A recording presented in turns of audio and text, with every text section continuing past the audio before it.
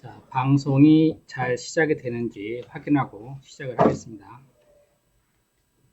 방송이 시작합니다. 좀 봐주실래요? 시작되는지. 중간 휴식이 있다고 그랬어요? 중간식 없습니다. 없어? 인터뷰. 지난번에 뭐 인터뷰한다 했잖아. 네, 인터뷰할 겁니다. 누구 와서 네네. 일단 몇 분 있다가 한 50분 정도? 예. 수학 선생. 네네. 자, 오늘 초복인데 삼계탕들 드셨습니까? 아이, 방송 상태를 좀 보고 잘 전송이 되는지 살펴보고 4시 정각에 시작하겠습니다.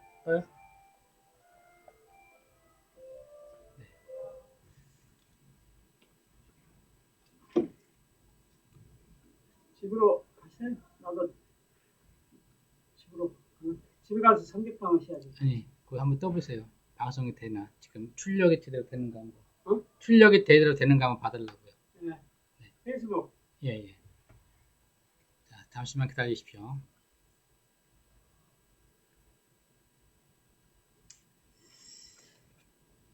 오늘은 우리가 이제 특별한 코너를 마련을 했습니다. 그래서 한 중간 정도, 이 2시간을 연속으로 달리다 보니까는 들으시는 여러분들도 힘들 것 같아서 오늘은 중간에 제가 코너 하나를 마련을 했습니다.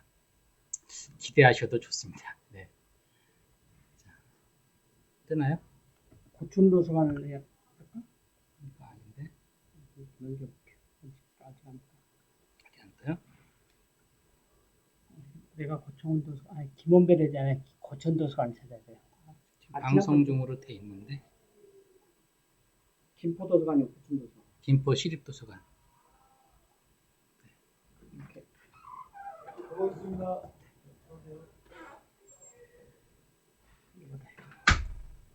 네. 예. 방송이 잘 되고 있습니다. 네. 자, 그러면은 오늘에 대해서 오늘 지금 56분 4분 후에 진행을 하도록 하겠습니다.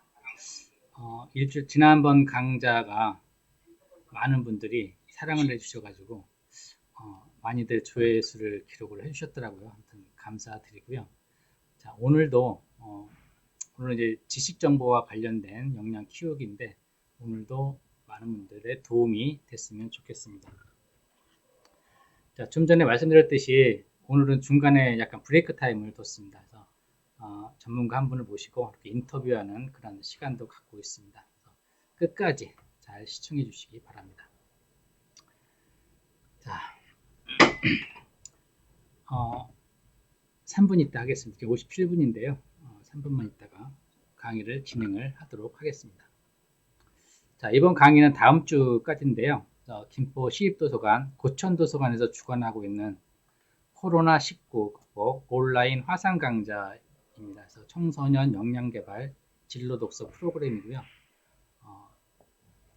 청소년들뿐만 아니라 또 부모님들 그리고 우리 이 사회를 살아가는 모든 분들에게 도움이 되는 그런 강좌를 준비하려고 많이 노력을 했습니다.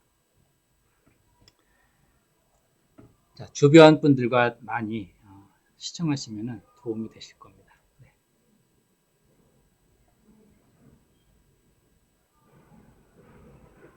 잘 나오죠?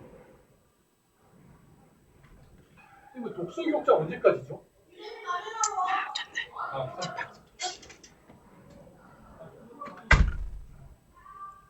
참지 마세요.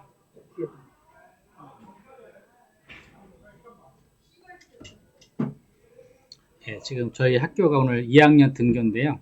아이들이 막 이제 수업이 끝나서 종례하는 시간들이면서 지금 복도가 약간 좀 시끌벅적한데 저희 학교도 이제 3주에 한 번씩 학교 아이들이 등교를 합니다. 소학교다 보니까 학년별로 이제 2주 후에 2주 집에서 학습하고 한 주는 학교 나와서 등교 수업하고 이런 형식으로 지금 진행이 되고 있습니다. 그러면 강의를 진행을 하도록 하겠습니다. 네, 다시 한번 인사드리겠습니다. 안녕하세요.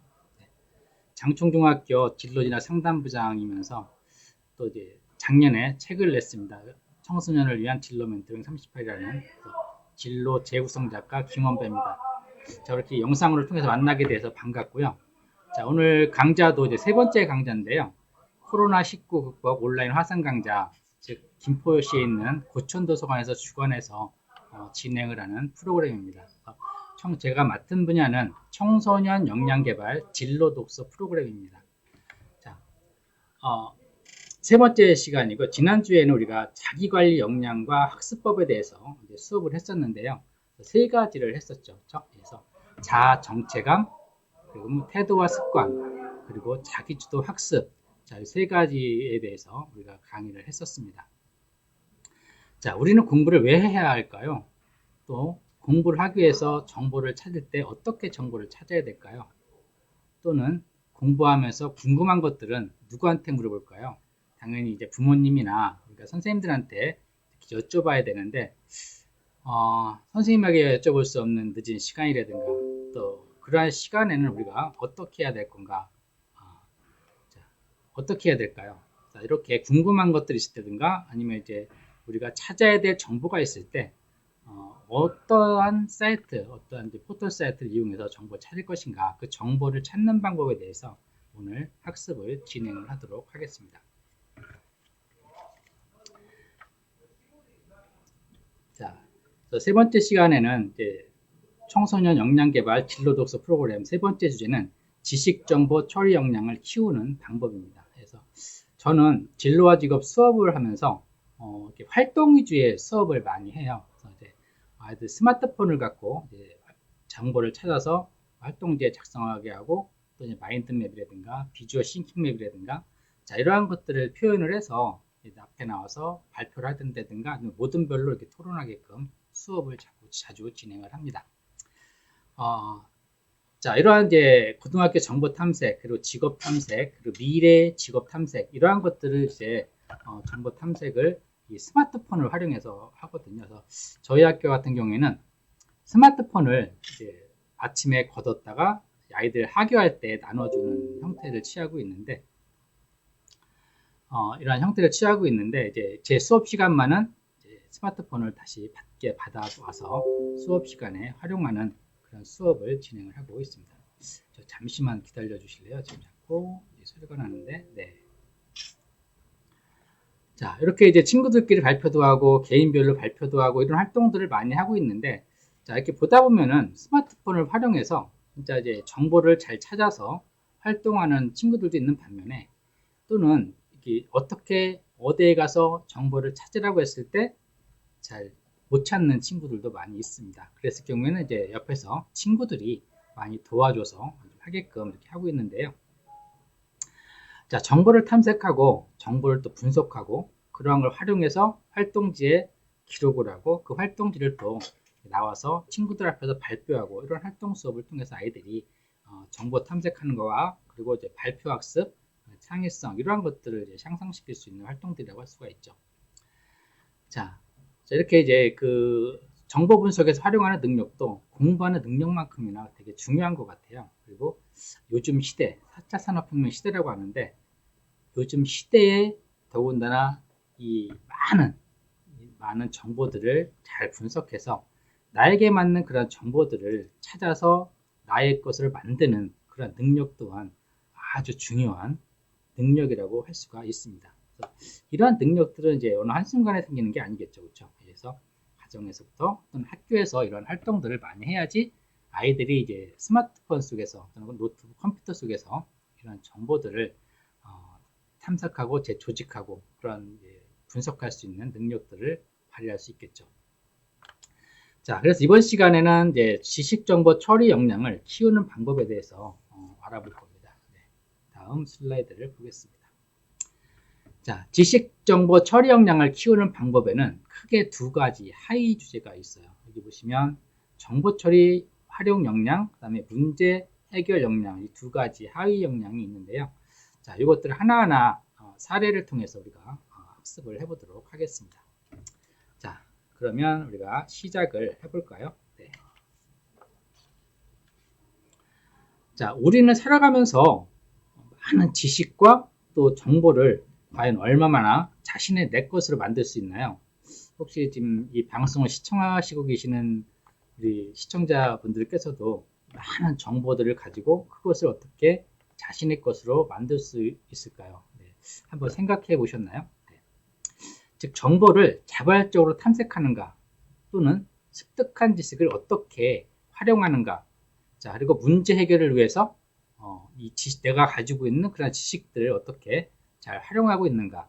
지식과 정보를 습득하는 수준은 어느 정도일까. 자, 이러한 것들을 이제 우리가 질문을 통해서 스스로 답을 찾아봐야 되겠죠. 그래서 스스로 생각하는 그런 훈련들을 많이 하고 있어야 됩니다. 그래서 지식정보 처리 역량이라는 의미를 살펴보면은 여기 보시면 문제를 합리적으로 해결하기 위하여 다양한 지식과 정보를 처리하고 활용할 수 있는 역량이다라고 설명하고 있습니다. 네. 자, 다음 슬라이드를 보겠습니다. 자, 헬리콥터맘 혹시 들어보셨죠? 네. 헬리콥터맘이 뭔가요? 자, 헬리콥터맘이라는 것도 있고요. 그 다음에 타이거맘, 캥거루맘, 자, 이러한 용어들이 많이 나옵니다. 혹시 어떤 것들인지 아시죠? 예, 잘 아시리라 봅니다. 네.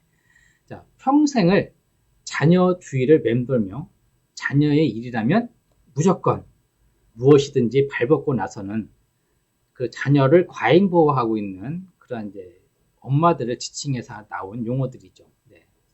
이 헬리콥터를 보시면은 헬리콥터가 착륙할 때 굉장히 센 바람을 일으키죠. 예, 사람이 날아갈 정도로 그런 센 바람을 일으키는데, 자, 이 헬리콥터맘이라는 개념은 우리나라 교육에 있어서 엄마들이 뜨거운 그런 교육열을 단적으로 보여주고 있는 사례라고 할 수가 있어요. 그래서 헬리콥터가 착륙할 때 그 뿜어져 나오는 바람이 치맛바람이 파생돼서 나온 그런 용어인데요.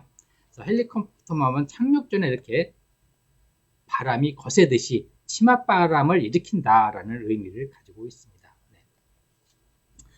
자, 어릴 때부터 학습 매니저가 된 헬리콥터맘은 대학교라든가 회사에 출근하면서도 장성한 자녀들의 일거수일투족을 부모님이, 엄마가 모두 간섭하고 관리하는 그러한 과잉보호를 나타내는 용어죠. 그렇죠? 헬리콥터맘.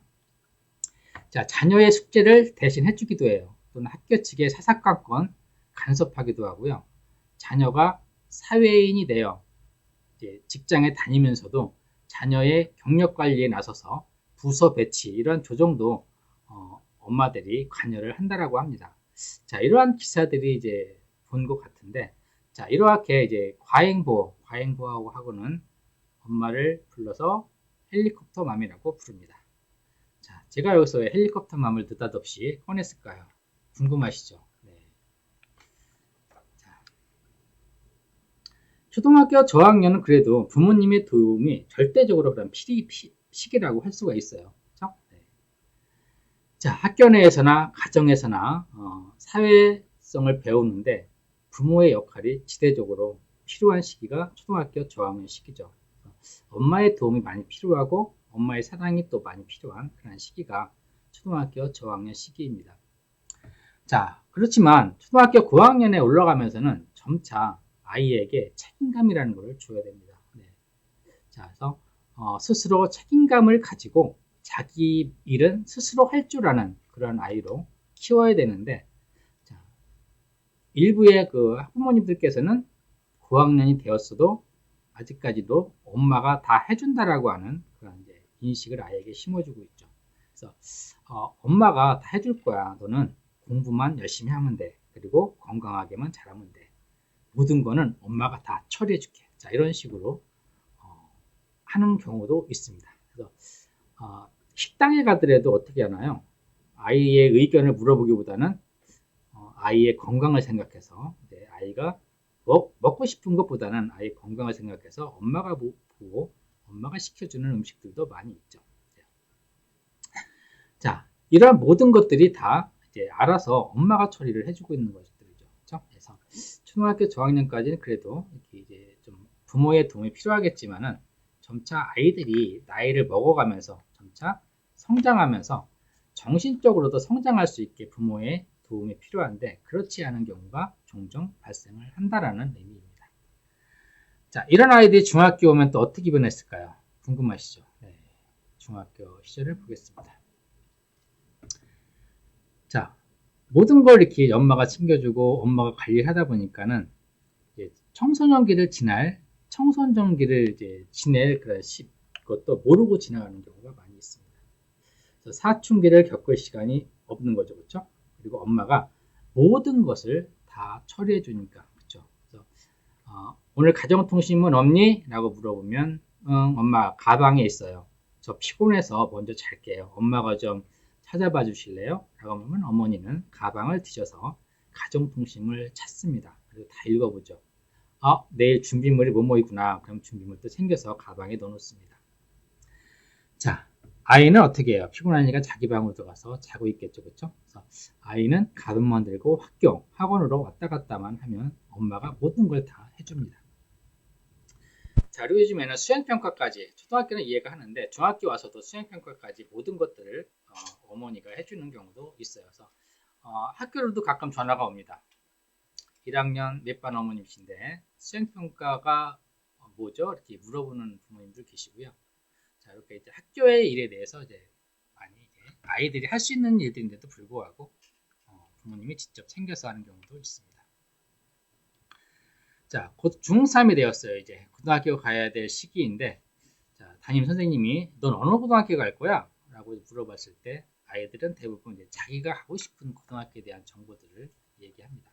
지난 시간에 했었죠. 고등학교 때문에 이제 어머니와 다툰 이야기도 있었고 그런데, 자, 엄마가 A 고등학교로 가라고 해요. 그래서 저는 A 고등학교에 가서 대학교에 진학을 해서 이러한 직업을 할 거예요. 자, 이렇게 참 좋아요, 그렇죠? 벌써부터 자기의 로드맵을 딱 가지고 있죠. 근데 그것은 이제 엄마가 만들어준 로드맵이 클 공산이 크죠, 그렇죠? 네. 자, 모든 고익 관련 정보도 이미 어머님이 다 꿰차고 있습니다. 그래서 어머님이 이제 입시 전문가죠. 중학교 때부터 이제 입시 전문가가 돼가십니다. 몇 년 전에 있었던 일인데요. 이제 성적이 상위권인 아이였습니다. 근데 이제 모든 과목이 다 상위권이었는데 이 체육 점수만 좀 이제 한 80점대 좀 낮게 나왔어요. 그랬더니 어머님이 체육 선생님에게 전화를 했습니다. 아니 선생님, 어떤 기준에 의해서 평가를 하신 거예요? 이렇게 저희 아이 체육 점수가 낮게 나와서 전화드렸습니다. 자, 우리 체육 선생님 기분이 어떻을까요? 그래서 이렇게 이제 실제로 있었던 사례들이었는데 이렇게 성적까지도 이제 부모님이 관여하는 경우도 있어요.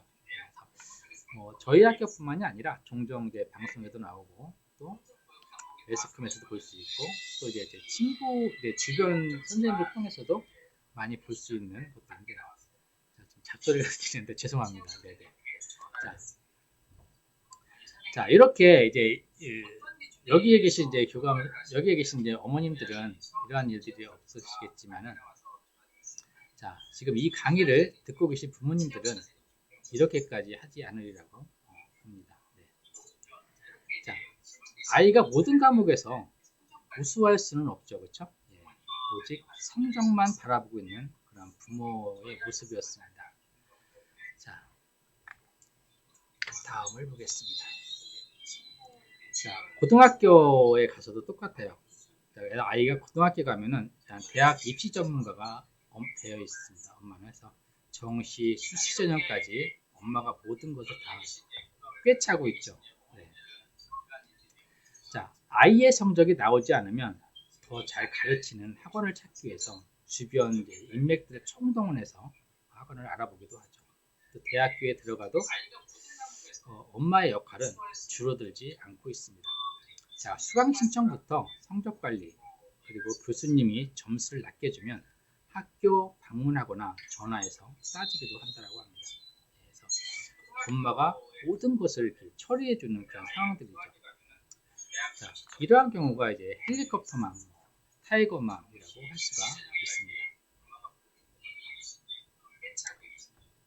자, 이렇게 엄마의 관리를 받고 자란 아이는 엄마 목표인 대학에 입학하자 엄마의 관계를 정리하기 시작하는 경우가 되게 많아요. 그래서 졸업할 때, 고등학교 졸업할 때까지만, 대학 입학할 때까지만 엄마의 말을 잘 듣고 그 이후부터 엄마 보지 말아야지. 그래서 멀어지려고 하는. 그래서 지금까지 엄마가 하라는 대로 모두 다 했어요. 이제는 제 삶을 제가 살고 싶은 대로 살게요 라면서 엄마와 사사건건 다투기 시작을 하죠. 그래서, 이제서 사춘기가 오는 거죠.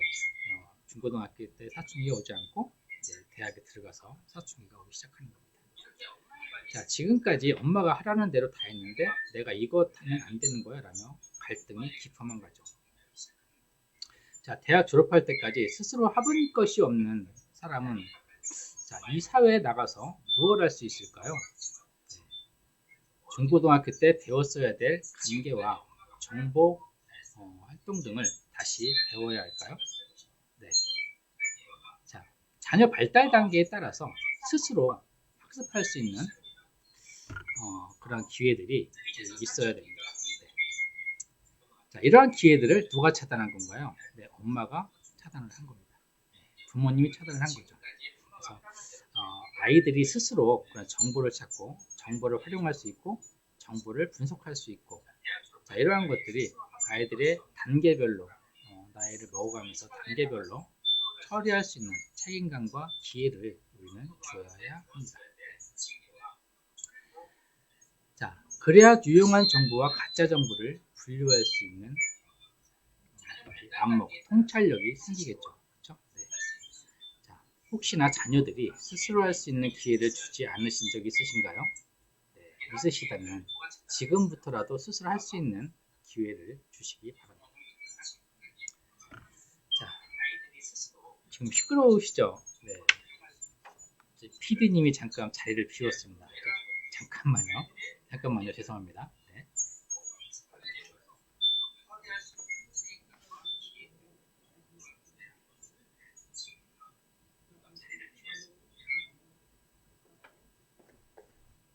자, 죄송합니다. 자, 여기 중학교 수학교사가 꾸민 꿈인 중학교 학생이 있습니다. 네.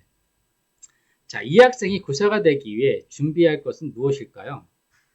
수학교사가 되기 위해 준비할 것이 어떤 것이 있을까요?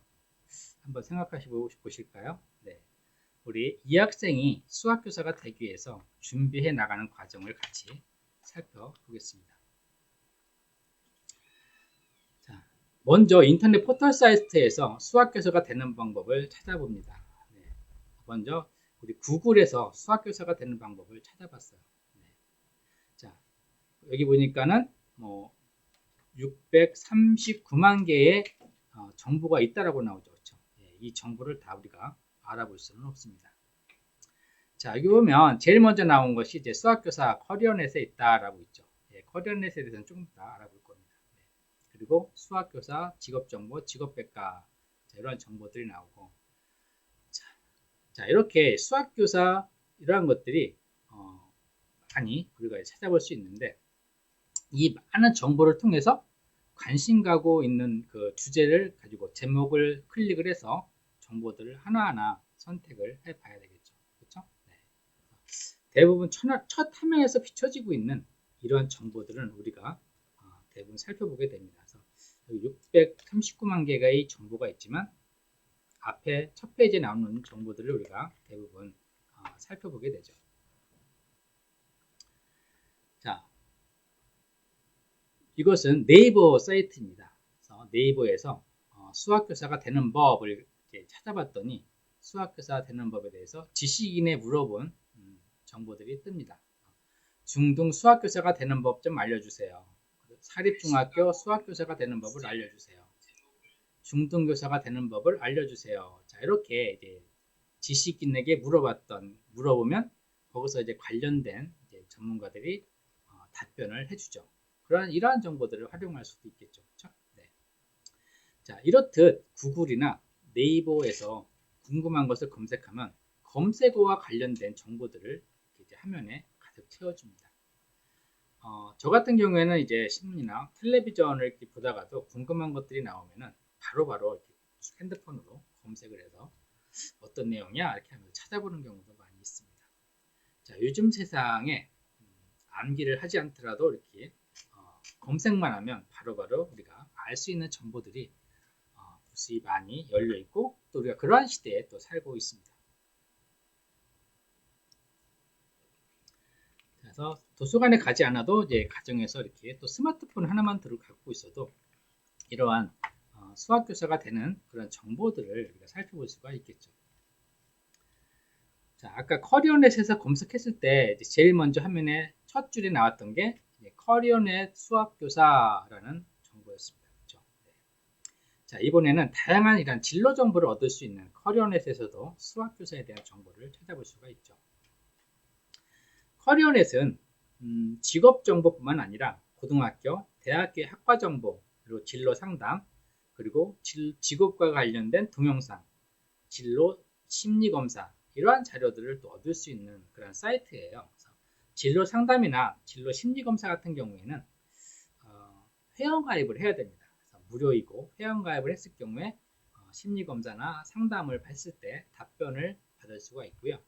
나머지 뭐 직업 정보라든가 학과 정보라든가 그리고 진로 관련 동영상이라든가 진로 관련 자료 이런 것들은 무료로 이용을 할 수가 있습니다. 자, 직업 정보에서 이제 수학교사를 검색을 해봤어요. 네, 수학교사 여기 검색을 해봤죠. 네. 자, 그랬더니 수학교사의 직무, 학과 관련 학과 이런 것들을 살펴볼 수가 있습니다. 네. 자, 그리고 필요한 기술들, 지식, 일자리, 미래 전망 등을 커리어넷에서 제공을 해주고 있어요. 그래서 아까 네이버나 구글의 그런 포털 사이트에도 기본적으로 이 커리어넷에 있는 자료들을 끌어다가 링크를 걸어서 보여주는 것들이 많이 있습니다. 자, 포털 사이트에서 검색하는 경우 정보가 많아서 어떤 정보를 살펴야 할지 우리가 이제 고민스럽죠, 그렇죠? 자, 그렇지만 이 커리어넷 정보에서는 일목요연하게 정보를 아주 간편하게 볼 수 있도록 안내를 해주고 있습니다. 자, 커리어넷에서는 수학교사 학력분포도 이렇게 나와 있습니다. 네, 현재 수학교사들의 72%는 75%는 대졸로 나와 있습니다. 그리고 나머지 25%는 대학원 졸업으로 나와 있죠. 그리고 업무 수행 능력도 보면은 가르치기, 수리력, 학습 전략, 논리적 분석, 추리력을 갖춰야 된다라고 나와 있습니다. 그리고 지식 중요도에도 보면은 교육 훈련, 산수와 수학, 철학과 신학, 국어, 상담, 자, 이러한 것들을 지식을 갖춰야 한다라고 정보에서 보여주고 있죠. 그래서 어떠한 직업을 가질 것인가 이렇게 커리어넷에서 검색을 하게 되면 아주 자세하게 업무 수행도부터 지식 중요도까지 이렇게 정보를 제공을 해줍니다. 자, 이렇게 수학교사가 되는데 필요한 역할, 역량들에 대해서 정보를 알려주고 있죠. 그렇죠? 네. 자, 그러면 다음을 보겠습니다. 자, 네 번째는 워크넷이라고 하는 사이트를 통해서도 정보를 찾을 수가 있어요. 자, 이 워크넷은 한국고용정보원에서 운영하는 사이트입니다. 여기는 이제 진로와 직업 정보뿐만 아니라 우리나라 이제 직업, 구직, 구인 이러한 것 사이트도 안내를 하고 있는 그런 사이트인데요. 그 중에 이제 진로와 관련된 사이트를 살펴보겠습니다. 자, 여기서도 이제 똑같이 직업 정보라든가 각 대학교의 학과 정보, 진로 상담, 취업 가이드 그리고 직업 동영상 이러한 것들을 제공하고 있는 그런 이제 공공기관입니다. 네. 자, 수학교사를 검색을 해볼까요? 아까 커리어넷하고 좀 다르게 나오고 있죠. 그렇죠? 네. 그래서 여기서 보면은 직업 정보 찾기에서 두 건이 나오고 있다고 합니다. 그래서 중고등학교 교사라든가 초등학교 교사, 이렇게 이제 수학교사지만 이렇게 이제 중고등학교 교사로 통으로 해서 이렇게 제공을 해주고 있고, 한국 직업 전망에서는 6건이 나오고 있죠. 네. 그리고 한국 직업사전에서는 3건이 수학교사와 관련된 직업들이 보여지고 있습니다. 자, 이 중에서 이제 관심 있는 것들, 한번 찾아보고 싶은 것들 클릭을 해서 자세하게 세부 사항들을 살펴보면 되겠죠. 그래서 커리어넷과 비슷하게 뭐 하는 일이라든가 교육, 자격, 훈련, 그다음에 임금이라든가 직업 만족도, 그리고 전망, 능력, 지식, 환경, 그리고 성격, 흥미, 가치관. 그래서 이 직업이 이제 나의 흥미에 맞는가, 적성, 그다음에 업무 활동. 자, 이러한 것들을 이제 세부적으로 정보를 제공을 해주고 있습니다. 자, 이렇게 이제 수학교사가 되기 위해서 정보 수집을 모두 마쳤습니다. 네. 그래서 구글이나 네이버, 그리고 커리어넷, 워크넷, 자, 이 4개의 사이트를 통해서 우리가 수학교사에 대한 정보를 찾아봤죠. 그렇죠? 네. 자, 수학교사가 직업이 하는 일, 그리고 흥미, 적성, 그리고 관련 학과나 관련 자격증, 시험 정보, 그리고 미래 전망 등을 이 4개의 정보 기관을 통해서 우리가 살펴봤습니다. 자, 아까 이제 처음에 구글과 네이버에서는 수학교사와 관련된 정보들을 쭉 나열해주고 있죠. 그렇죠? 예, 그렇지만 커리어넷과 워크넷은 구체적으로 일목요연하게 수학교사가 되는 방법에 대해서 준비 사항들에 대해서 알려주고 있습니다.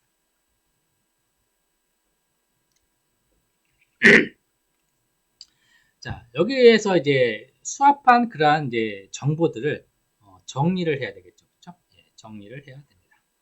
자, 자료를 정리해서 중고등학교 때 준비할 것, 단기 계획, 그리고 대학교 때 준비해야 될 것, 중기 계획, 그리고 졸업 후에 뭐 임용교시라든가 이런 것들 장기 계획까지 세워야 합니다.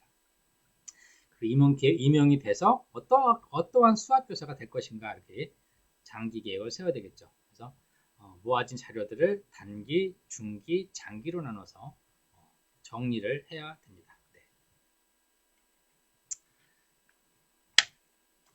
자, 자료 정리가 끝났으면 정보를 분석을 해야 됩니다. 네, 어떻게 분석을 할까요? 네. 자, 구글이나 네이버, 커리어넷, 워크넷 자료들을 비교 분석하면서 정확한 자료인가, 그리고 최신에 만들어진 자료인가, 그리고 이 정보가 믿을 만한 신뢰성을 가지고 있는가, 자료인가. 자, 이 세 가지를 우리가 분석을 해야 되는 것입니다. 자, 커리어넷과 워크넷 자료들이 구글이나 네이버에서 올려져 있는 자료보다 정확하다고 할 수 있죠. 그렇죠? 그래도 공공기관인데. 그래서 이제 요즘에 많이 이제 수시로 바뀌는 내용들을 수시로 업그레이드를 해주고 있습니다. 그래서 될 수 있으면은 구글이나 네이버에서 검색된 결과들이 워크넷 가서 다시 한번, 커리어넷 가서 다시 한번 확인할 필요가 있습니다. 그래서 정확한지, 최신성이 있는 건지, 믿을 만한 정보인지를 우리가 살펴야 됩니다. 자, 이렇게 분석을 한 후에 이제 수학교사가 되기 위해서 진로 로드맵을 작성을 해야 되겠죠. 그렇죠? 진로 로드맵을 작성을 합니다. 자, 그래서 구글과 네이버는 포털 사이트는 키워드 관련된 정보들을 모두 보여주고, 그러나 커리어넷과 워크넷 자료들은 계속 업데이트하면서 그 직업에 대한 세세한 사항들을 제공을 해주고 있습니다. 좀 약간 다른 차이들이 있죠. 그래서 포털 사이트에서 제공된 그런 자료들이 이제 정확한지 최신 건지는 워크넷이나 커리어넷 이런 사이트를 통해서 여러분들이 확인하고 또 분석을 할 줄 알아야 되는 것입니다. 네. 자, 구글, 네이버, 커리어넷, 워크넷에서 찾은 정보들을 정리했더니 자, 수학교사가 되기 위해서는 이러한 것들이 필요하다라는 결론을 내렸습니다. 그렇죠? 네.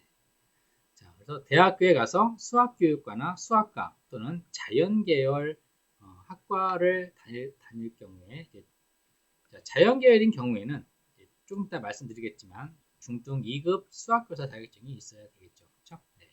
그래서 이러한 자격증을 취득하고 중등 2급 자격증을 취득하고 임용고시를 본 후 합격하게 되면 이제 중고등학교로 발령을 받게 되는 것입니다. 자, 이 중등 1급이 있는데요. 중등 1급은 이제 전교사 임용고시 합격 후에 전교사 생활을 한 후에 일정 기간이 지나면은 1급 전교사 자격증을 취득할 수 있는 연수가 있습니다. 그 연수를 받은 후에 중등 1급 자격증을 취득하게 됩니다. 자, 그래서 이 기간 동안, 즉 내 정보를 찾아보고 대학교까지 갈 기간 동안은 이 중등 2급 자격증을 따야 되겠죠. 그렇죠? 네. 자, 이 자료를 바탕으로 해서 어떻게 공부하고 무엇을 준비해야 될 것인지 쫙 진로 로드맵을 우리가 작성을 해나가야 되는 것입니다. 네. 자, 그래서 정리된 정보들을 이제 잘 활용을 해야 되겠죠. 자, 중등 2급 수학교사 자격증을 취득하기 위해서 어떤 것들이 있는가 또 정보를 찾아봤어요. 그랬더니 이렇게 세 가지가 나옵니다.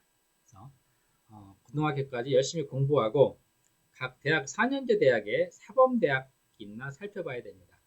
사범대학에 수학교육과가 있으면 수학교육과를 4년 졸업하면 이제 중등 2급 교사 자격증을 받을 수가 있습니다. 또는 사범대를 못 갔는데 또는 내가 대학교 갔는데 수학과가 있다. 자, 수학과가 졸업하게 되면 그 학교에 교직 과목이 있는가도 살펴봐야 됩니다.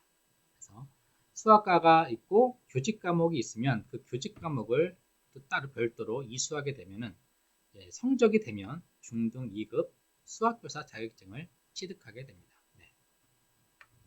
자, 이렇게 두 가지가 있는 정보를 또 우리가 찾아볼 수가 있겠죠. 그렇죠? 네. 자, 세 번째는 교육대학원에 있는 수학교육 전공을 듣는 것입니다. 교육대학원에 갔는데 수학교육 전공은 있는데 자격증을 주는지 안 주는지도 우리가 살펴봐야 되겠죠. 네. 자, 그래서 교원 자격증이 배부되는가 확인을 하고 대학원을 들어가야 됩니다. 자, 이렇게 이제 자격증을 취득하는 방법들이 세 가지가 있다는 거. 자, 이게 수학교사뿐만이 아니라 중등 교사 자격증을 취득하려면 이 세 가지 방법이 있다는 것을 알아두기 바랍니다. 자, 이렇게 이제 포털 사이트에서 수집된 자료들을 정리하다 보니 자신이 자격증을 취득하고 임용고시를 준비하기 위해 필요한 것들에 대해서 이제 체크할 수가 있는 것이죠. 그렇죠? 그래서 이렇게 자격증 취득하는 방법까지 정보를 찾아서 정리를 했습니다. 네. 자. 자, 그렇게 이제 이렇게 정보들을 정리를 한 다음에, 자, 그러면 이제 계획까지 세웠어요. 중고등학교 준비사항, 그 다음에 대학교, 그 다음에 임용고시 준비하고, 임용고시 합격한 후에 대학교까지 이제 우리가, 임용하고 나서 그 이후까지 어떠한 수학교사가 될 건지까지 우리가 살펴봤죠. 그렇죠? 네. 자, 수학교사 정보를 찾다 보니 이런 이제 많은 역량들을 키워야 될 것들이 많이 있습니다. 중학교, 고등학교에서 수학을 좋아하고 수학 공부와 독서를 열심히 해야 되겠죠. 그래서 이제 교사가 되기 위해서는 이 중고등학교 때도 많은 그러한 활동들을 해보는 것이 좋은 경험이 됩니다. 그래서 수학 공부는 기본으로 잘 해야 되겠죠, 그렇죠? 그리고 이제 수학 공부 이외에 다른 과목들도 잘 해야 됩니다. 특히 독서 이러한 것들도 우리가 잘 해야 되겠죠. 자, 그리고 동생, 친구 등을 가르치는 활동도 내가 수학교사가 되는데 많이 도움이 됩니다. 자, 이제 그 학교에서 이제 수학 문제를 많이 풀죠. 수학 문제를 많이 푸는데 친구들을 가르치는 경우도 있어요. 그래서 요즘에는 이제 모든 활동을 많이 하거든요. 그래서 수학을 좀 하는 친구들, 그리고 이제 또는 수학을 이제 잘 못하는 친구들 이렇게 하나 묶어서 이 잘하는 친구들이 친구를 이제 가르치게끔 이렇게 하고 있습니다. 예. 자, 그리고 교사 역량을 키워야 된다. 그래서 동생이나 또는 친구나 자, 이렇게 이제 가르치다 보면은 이제 미래의 교사 역량을 키우게 되는 거죠. 그러면서 이제 어떻게 아이들을 키울 것인가 그런 역량들을 중고등학교 때부터 키워나갈 수가 있는 것입니다. 자, 고등학교에 가서는 또 어떤 것들을 해야 될까요? 네, 수학 관련 동아리 같은 것들을 운영해보는 것도 많이 도움이 됩니다. 그래서 수학 관련 동아리라든가 자, 이런 것들을 참여함으로써 친구들끼리 서로 공부하고 또 알려주고 서로 이제 강의도 해보고 지도안도 작성해보고 이런 활동들이 이제 미래의 교사로서의 그런 역량들을 키울 수 있는 그런 방법이기도 하죠. 네. 자, 그래서 정보를 정리해서 이렇게 이제 활용을 이제 중고등학교 때 또 대학교 때 이렇게 하는 것입니다. 자, 그리고 요즘에는 이제 수학 관련 동아리를 또 운영하면서 외부의 이제 센터에 같은 데 가서 후배들, 어린 학생들에게 이제 교육을 한다든가 수학을 가르쳐 준다든가 자, 이런 활동들이 곧 이제 여러분들이 그런 역량들을 키울 수 있는 그런 방법들이라고 할 수가 있겠죠. 자, 마지막에 이제 학과 체험들이 있습니다. 요즘에 이제 중학교라든가 고등학교에서 진로 직업 체험을 많이 하고 있어요. 그래서 뭐 대학교라든가 또는 고등학교에도 이렇게 직업 체험을 가고 있고요. 그래서 대학교에 개설되어 있는 수학과라든가 수학교육학과 그리고 수학 전문 그런 이제 박물관 같은 데도 방문을 해서 이제 여러분들이 체험을 해보면 좋겠죠. 그래서 과학관 같은 데 가면은 과학 체험이라든가 수학 체험이라든가 이러한 것들이 많이 있습니다. 그래서 동아리끼리 아이들이 수학을 좋아하는 아이들끼리 이렇게 이제 동아리를 만들어서 이렇게 활동하는 것도 많이 도움이 되겠죠. 자, 요즘에는 고등학교에 자율 동아리들이 많이 있어요. 그래서 학교 선생님들이 관리하는 창체 동아리가 아니라 친구들끼리 같이 하는 자율 동아리들이 학교에 있는데, 자, 이러한 수학과 관련된 이런 자율 동아리, 수학 독서 모임이라든가 또는 뭐 수학자들을 탐구하는 그런 동아리들 이런 것들을 만들어서 공부를 하게 되면 좀 더 많은 그런 이제 수학과 관련된 수학 교사로서의 준비할 수 있는 그러한 역량을 키워나갈 수가 있겠죠. 그래서 이 수학뿐만이 아니라 다른 모든 과목들 또는 다른 직업들을 할 때도 그 직업과 연계되어 있는 이런 과목들을 이렇게 이제 친구들끼리 동아리를 운영해서 활용하는 방법들도 있습니다. 네. 자, 이렇게 수학 교사를 이제 하기 위해서 전략적으로 이제 우리가 검색을 하고 또 정보를 찾아봐야 되겠죠. 자, 우리가 이제 수학 교사가 되기 위해서 이 학생은 같은 경우에는 전략적으로 이제 구글이나 네이버 그리고 커리어넷 그리고 워커넷을 활용해서 검색을 했습니다. 자, 이처럼 관심 있는 정보를 찾기 위해서는 내용을 쉽게 알아볼 수 있는 적합한 웹사이트나 또는 책들을 찾아야 되겠죠. 그래서 수학을 한다고 해서 수학만 잘 풀어서는 또 안 되겠죠. 그렇죠? 그래서 수학과 관련된 수학에 파생된 원리라든가 또는 수학자들의 이야기라든가 또는 그 이외의 철학이라든가 역사라든가 이런 다양한 책들을 많이 읽어야 됩니다. 그래서 이러한 이제 수학 교사가 되기 위해서 이러한 정보들 또 수학뿐만이 아니라 학교에서 교사가 되면은 이런 지식만 알려주는 게 아니죠, 그렇죠? 그렇기 때문에 다양한 영역의 그러한 독서 활동도 매우 중요하다고 할 수가 있습니다. 자, 우리가 이제 처음에 수학 교사에 대한 이제 정보를 탐색을 했는데요.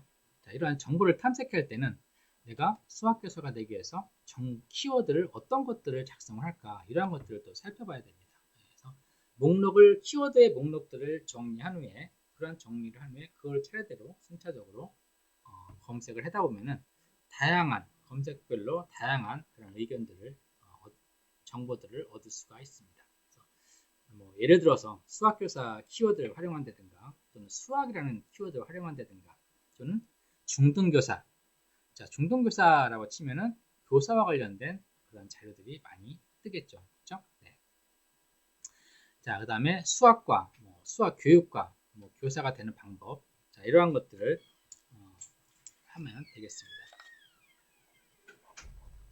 자, 잠시만 그리고 이렇게 이제 키워드에 대한 목록을 작성을 해야 되겠죠. 자, 그래서 이제 키워드를 가지고 이제 작성을 하다가 이제 검색이 잘 안 됐을 경우에 어떻게 해야 될까요?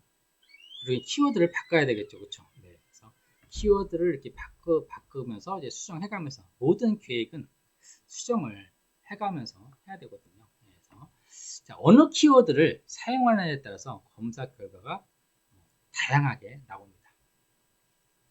자, 이렇게 이제 검색 결과를 살핀 후에 키워드를 우리가 수정을 해 나가야 됩니다. 자, 이렇듯 이제 직업 관련이나 학과 관련 그리고 우리가 일상생활 통해서 관심이 있거나 또 궁금한 그런 사항들은 자, 이렇게 이제 정보를 얻기 위해서 다양한 키워드를 전략적으로 검색을 해야 됩니다.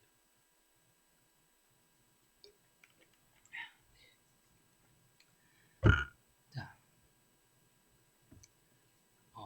잠깐만 기다려 주실래요? 네. 자, 잠깐만 선생님 물 좀 마시고 준비를 하겠습니다. 자, 여기 10분인데요. 5분만 쉬겠습니다. 5분. 네.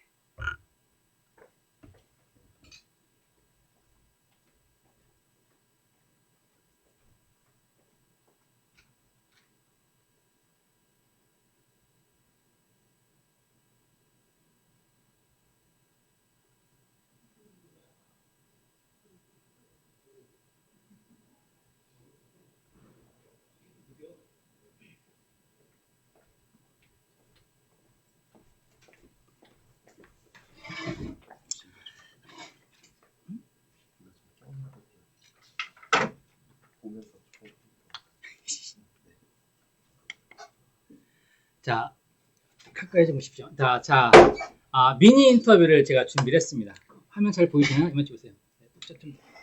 자, 저희 장충중학교의 수학교사인 황인환 선생님을 소개하겠습니다. 네, 박수. 자, 인사하십시오. 네. 네, 안녕하세요. 저는 장충중학교에서 아이들의 꿈을 키워주고 있는 수학교사 황인환입니다. 네. 자, 우리 황인환 선생님 청소년 시절, 즉 중고등학교 시절에 수학교사의 꿈을 갖게 된 동기가 뭐였어요? 저는 고등학교 때 공부하는 방법에 대해서 조금 고민을 해보면 누군가한테 수학 문제를 알려주는 거를 진짜 좋아했던 것 같아요. 그래서 제가 수학을 푸는 것 자체도 좋아했지만 누군가 저한테 수학 문제에 대해서 질문을 하면 그 질문을 대답해주기 위해서 제가 하고 있던 국어, 영어 공부 다 제쳐두고 수학을 계속 알려주기 위해서 노력을 했고 그런 알려주는 거에 대한 즐거움을 되게 크게 느꼈던 것 같아요.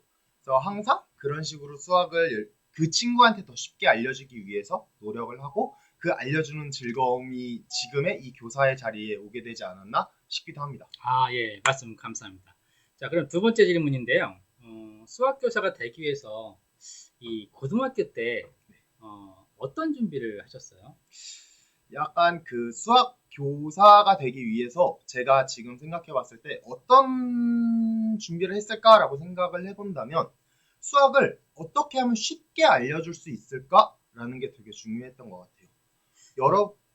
여러분들이 아마 수학을 지금 청소년 친구들이 이거를 보고 있을 텐데 여러분들이 수학을 아마 누군가한테 질문을 했을 때 여러 가지 아마 반응들을 보셨을 거예요. 그랬을 때 그 상대가 자기의 지식을 자랑하기 위해서 지금 나한테 이 수학을 알려주는 거 아닌가? 라고 생각하는 친구들도 있었을 수도 있고 혹은 이 사람 설명을 듣고 나니까 내 모든 부분이 이해가 됐어. 저는 그 부분에 더 초점을 맞춰서 많이 고민을 해봤던 것 같아요.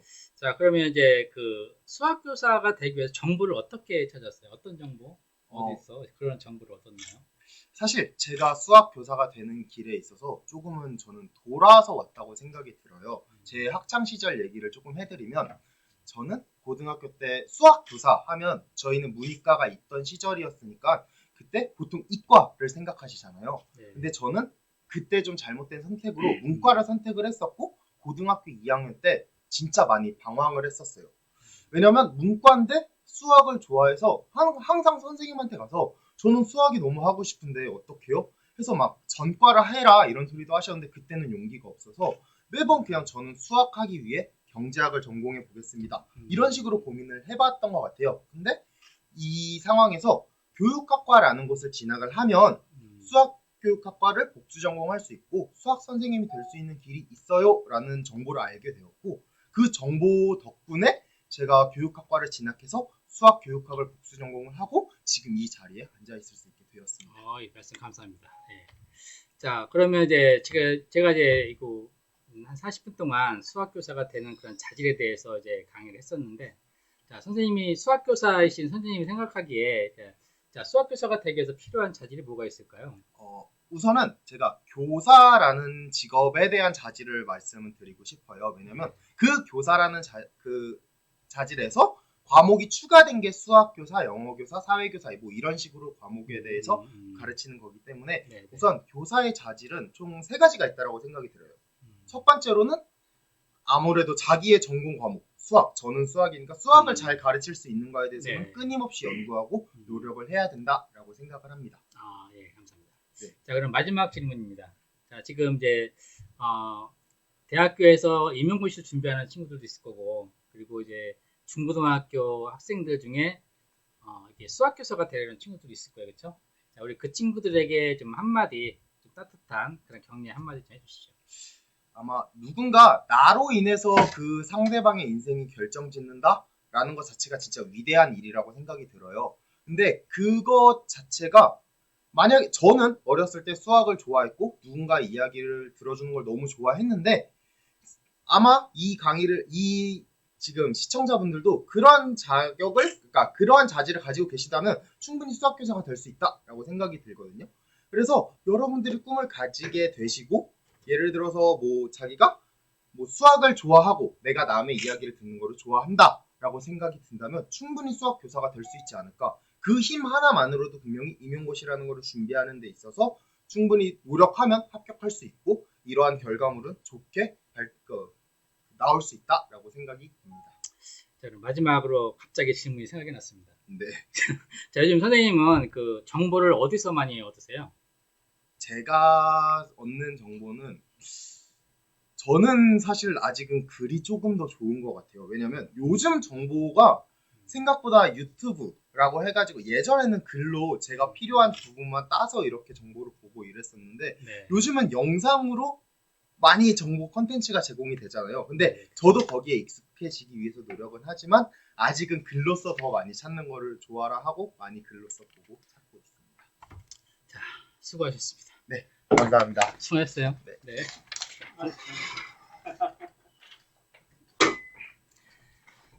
자, 10분 쉬는 타임 끝났습니다. 다시 시작하겠습니다. 자, 이렇게 이제 우리가 정보를 찾을 때는 이제 전문가를 모시고 이렇게 이제 인터뷰하는 것도 내 지식 정보를 이렇게 얻을 수 있는, 내 거를 만들 수 있는 그런 기회가 되겠죠. 그래서 오늘 깜짝 출연해 주신 우리 황인환 선생님 감사합니다. 자, 두 번째 하위 주제였죠. 문제 해결 역량에 대해서 우리가 살펴보겠습니다. 문제 해결 역량. 자, 몇 년 전에 중학교 3학년 학부모님들이 학부모님 한 분이 아이 진학 문제로 이제 학교를 방문했어요. 그래서 제가 상담을 해줬는데요. 자, 어머님은 이제 상담하러 온 게 아니라 저에게 따지러 오셨습니다. 불만을 말씀하시는데 제가 이제 진로와 직업 수업 시간에 그 당시에 이제 마이스터 고등학교, 특성고등학교 이런 영상과 많이 집중적으로 이제 수업을 했었어요. 이제 그 단원이었기 때문에 그렇게 했는데 이 아이가 이제 집에 가서 마이스터 고등학교를 갈 거라고 부모님과 얘기하면서 갈등이 빚어지기 시작한 겁니다. 그 당시에 마이스터고가 처음 이제 그 학교가 바뀌고 그런지 얼마 안 됐거든요. 그래서 자, 그래서 이제 수업 시간에 너무 마이스터 고등학교에 대한 정보를 많이 준다라고 해서 이 엄마가 이제 불만을 가지고 저를 찾아왔어요. 선생님 때문에 우리 아이가 마이스터를 가겠다고 합니다. 우리 아이는 일반고에 가서 대학을 진학해서 취업을 할 건데 왜 마이스터 고등학교에 대한 정보만 줘가지고 우리 아이가 마이스터 고등학교 가겠다라고 집에서 아주 난리라고 그래서 이제 저한테 따지러 온 겁니다. 네. 자, 그래서 어머니를 이제 잘 달래야죠, 그렇죠? 예, 그래서 저는 어머니 잘 달래서 제가 아이와 한번 이야기를 해보겠습니다라고 이제 어머님을 돌려보냈습니다. 그 다음날 이제 당연히 아이를 만나야겠죠. 네, 그래서 이제 아이를 만나서 아이의 생각을 이제 들어봤어요. 이제 아이는 이제 마이스터 고등학교 가서 이제 바로 취업을 할 생각을 하고 있더라고요. 네, 그래서 이런 문제들이 이제 비일비재하게 많이 일어납니다. 가정에서 자녀와 어떻게 해결해 나갈까요? 그래서 이제 가정에서 이 엄마와 아이도 가정에서 해결이 안 되기 때문에 저를 찾아온 거겠죠, 그렇죠? 예.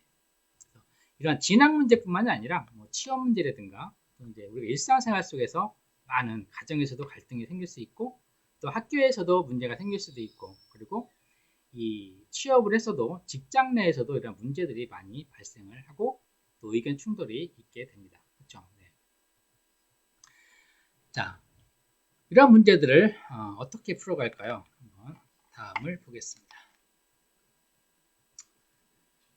자, 아이는 자신의 이제 그 꿈을 마이스터 고등학교에서 펼치겠다라고 엄마와 대립을 하고 있었던 것입니다. 근데 엄마는 그래도 대학을 가야 되지 않냐라고 이제 주장을 하고 있는 거죠. 그래서 이미 가정에서 아이와 엄마의 갈등이 하늘 높은 줄 모르고 이렇게 치솟아 있었던 겁니다. 서로 이제 평행선만 가고 있는 거죠, 그렇죠? 그래서 엄마와 아이의 이제 이야기를 들어보니까 각자 이야기만 하고 있는 거예요. 우리 아들이 왜 마이스터 고등학교로 가려고 하는지 그 이유는 모르고 있는 거죠, 그렇죠? 그리고 아이 또한 엄마가 왜 굳이 나는 내가 갈 길을 가겠다는데 왜 일반고를 고집하고 계시는지 엄마의 이야기는 들어오지 않고 있는 겁니다. 즉 각자의 생각만 이제 하고 있을 뿐이지 전혀 상대방에 대한 그런 배려하는 그런 이제 없는 거죠, 그렇죠? 상태가 아닌 거죠. 네. 즉 갈등의 골이 아주 깊어지고 해결점을 찾기가 매우 힘든 그런 상황이었습니다. 자, 자기 의견만 표출할 때는 절대로 해결점을 찾을 수가 없습니다. 그렇죠? 자, 그래서 저는 이제 아이와 어머니를 같이 불러놓고 A4 용지를 나눠줬습니다. 그래서 아이에게는 너 왜 마이스터고를 가려고 하는 거야? 마이스터고 가려고 하는 이유를 한번 A4 용지에 적어볼래? 그리고 어머니에게도 어머니는 왜 아이가 일반고를 가기를 원하는지 한번 이유를 적어보실래요? 라고 적게 했습니다. 자, 한 30여 분 정도 이렇게 지나니까 이제 다 적으셨더라고요. 그동안 쌓였던 게 많은지 A4 용지를 꽉 채워서 자기가 왜 이러한 주장을 하고 있는지에 대해서 의견을 내고 있었습니다. 자, 엄마와 아이의 갈등 문제를 이해하는 것이 이제 중요하겠죠, 그렇죠? 상담자 입장에서는 두 사람이 어느 편을 들어줘서도 안 되겠죠. 그래서 일단은 이제 글을 써서 상대방이 생각을 이해할 수 있게 하기 위해서 각자 작성한 것을 이제 서로 다르게 읽어보도록 했어요. 그래서 엄마는 아이가 쓴 글을 읽어보게 하고 또 아이는 엄마가 쓴 글을 읽어보게 했어요. 자, 지금부터 어머니는 이제 이렇게 와 아이에게 이제 해주면서 규칙 하나를 정해줬죠. 저 읽고 나서 또는 읽다가 이거는 아니야 라고 자기의 의견을 표출하면 안 된다라고 하는 규칙을 정해줬습니다. 그래서 이제 순수하게 엄마는 아이의 글을 그냥 받아들여서 읽고 또 아이 또한 엄마의 의견을 있는 그대로 받아들이게끔 이렇게 규칙을 만들어 줬죠. 자, 이렇게 상대방의 글을 그대로 읽어주고 읽으면서 엄마는 아이가 작성한 글을 다 읽고 나서 물어봤어요. 어머니, 아들이 작성한 거 읽어보니까 어떠세요? 라고 물었더니 이제 엄마가 이런 말씀을 하시더라고요. 진학에 대해서 별로 생각하지 않고 친구들이 간다니까 또는 학교에서 선생님이 마이스터 고등학교에 대해서 설명해서 그 말에 홀딱 반해서 그냥 이제 충동적으로 간다라고 한 줄 알았는데 이 글을 읽어보니까 깊이 생각을 했구나. 그리고 계획적으로 마이스터 고등학교 졸업한 이후에 계획까지 서 있구나. 다시 한번 아들을 쳐다보게 됐다라고 합니다. 자, 그럼 아이는 또 어떻게 생각을 했을까요? 네, 그래서, 너는 어떻게 생각했니? 엄마의 글을 읽어보고 라고 했더니 어머니께서 아이죠. 아들이 엄마가 이제 대학만을 원하는 줄 알았는데 자, 이렇게 이제 마이스터 갔을 경우에 또는 마이스터고 다녀다가 이제 취업을 했을 경우에 내가 이제 그래도 대학생이라고 하는 대학 문화라고 하는 그런 것들도 경험해보고 그리고 좀 더 나은 직업을 원해서 직업을 취직을 해서 우리 아들이 잘 성장했으면 즐겁게 이제 행복했으면 좋겠다라고 하는 그런 엄마의 마음을 다시 알게 됐습니다. 라고 저에게 얘기를 했습니다. 네. 자, 이렇게 서로가 이제 걱정하고 서로의 생각들을 이제 이 글을 통해서 상대방이 작성한 그런 글을 통해서 이해를 하게 된 것이죠. 그렇죠? 네. 자, 우리가 갈등을 겪는 문제는 좀 많이 들어줘야 되는데 듣지를 못해서 생긴 문제들이 되게 많이 있습니다. 그렇죠? 네. 그래서 항상 이런 갈등, 문제 이런 것들을 해결하기 위해서는 내가 말하기보다는 이제 들어주는 게 더 있어야 되겠다라는 생각입니다. 그래서 말하기보다 상대방의 말을 경청하는 자세를 가져야 된다. 그래서 앞으로 이제 어떻게 어머님과 아이가 나갈지 그거에 대한 이제 방향들을 살펴봤어요. 그래서 이런 갈등 문제들을 이해하는 것이 중요하죠. 지금 엄마와 아이가 겪는 문제가 무엇인지를 서로가 이해를 하는 것이 가장 중요한 문제입니다. 자, 이제 문제를 찾았죠, 그렇죠? 예, 서로가 생각이 다른 거죠, 그렇죠? 예, 그래서 이러한 이제 문제를 발견했으니까 이 문제 해결을 어떻게 할 것인가 계획을 세워야 합니다. 그래서 이제 엄마와 아들에게 과제를 줬어요. 갈등 문제를 해결하기 위해서 우선 대화할 때는 상대방을 비난하거나 또 목소리를 높이거나 상대방을 기분 나쁜 언어를 사용한다든가 절대 하지 마라. 절대 하지 마셔라. 그리고 화가 났을 경우에는 그 자리를 잠시 피했다가 화가 누그러진 다음에 다시 대화를 시도해라. 자, 이렇게 이제 규칙을 정해줬어요. 그래서 오늘부터 이제 집에 들어가시면 엄마와는 아들에게 또는 어머니에게 자, 이렇게 태도를 가져야 된다. 그걸 지켜야 된다라고 얘기를 했고요. 그리고 엄마가 원하는 일반 고등학교와 내가 원하는 마이스터 고등학교에 대한 정보를 찾아오도록 했습니다. 그래서 다음 주 상담할 때까지 서로가 희망하는, 서로가 원하는 그런 고등학교에 대한 정보들을 A4용지 한 장에 꽉 채워서 찾아오기 바랍니다. 자, 이렇게 진로 목표에 맞는 고등학교 정보를 탐색하도록 했죠. 자, 그래서 엄마와 이제 아이가 정보를 수집하고 분석해 나가기 시작을 했습니다. 아이는 마이스터 고등학교에 대한 정보를, 그리고 엄마는 일반 고등학교에 대한 정보를 찾기 시작을 했죠. 자, 인터넷 포털 사이트 또는 학교 홈페이지, 그리고 학교 방문이나 학교 알림이, 자, 이러한 사이트를 통해서 그 학교에 대한 정보들을 우리가 쉽게 접할 수가 있습니다. 그래서 학교 알림이 사이트 같은 경우에는 학교의 모든 정보들을 찾을 수 있고요. 학교 홈페이지에도 그 해에 학교가 활동하는 것들, 그리고 교육과정이라든가 이러한 것들을 찾을 수가 있겠죠. 자, 이렇게 모아진 정보들을 아이와 같이 어머니는 분석을 해야 되는 것입니다. 그래서 어떻게 분석을 해야 되는가를 한번 볼까요? 네. 자, 자료를 분석한 후에는 어떻게 해야 될까요? 문제 해결 및 대안을 찾아야 됩니다.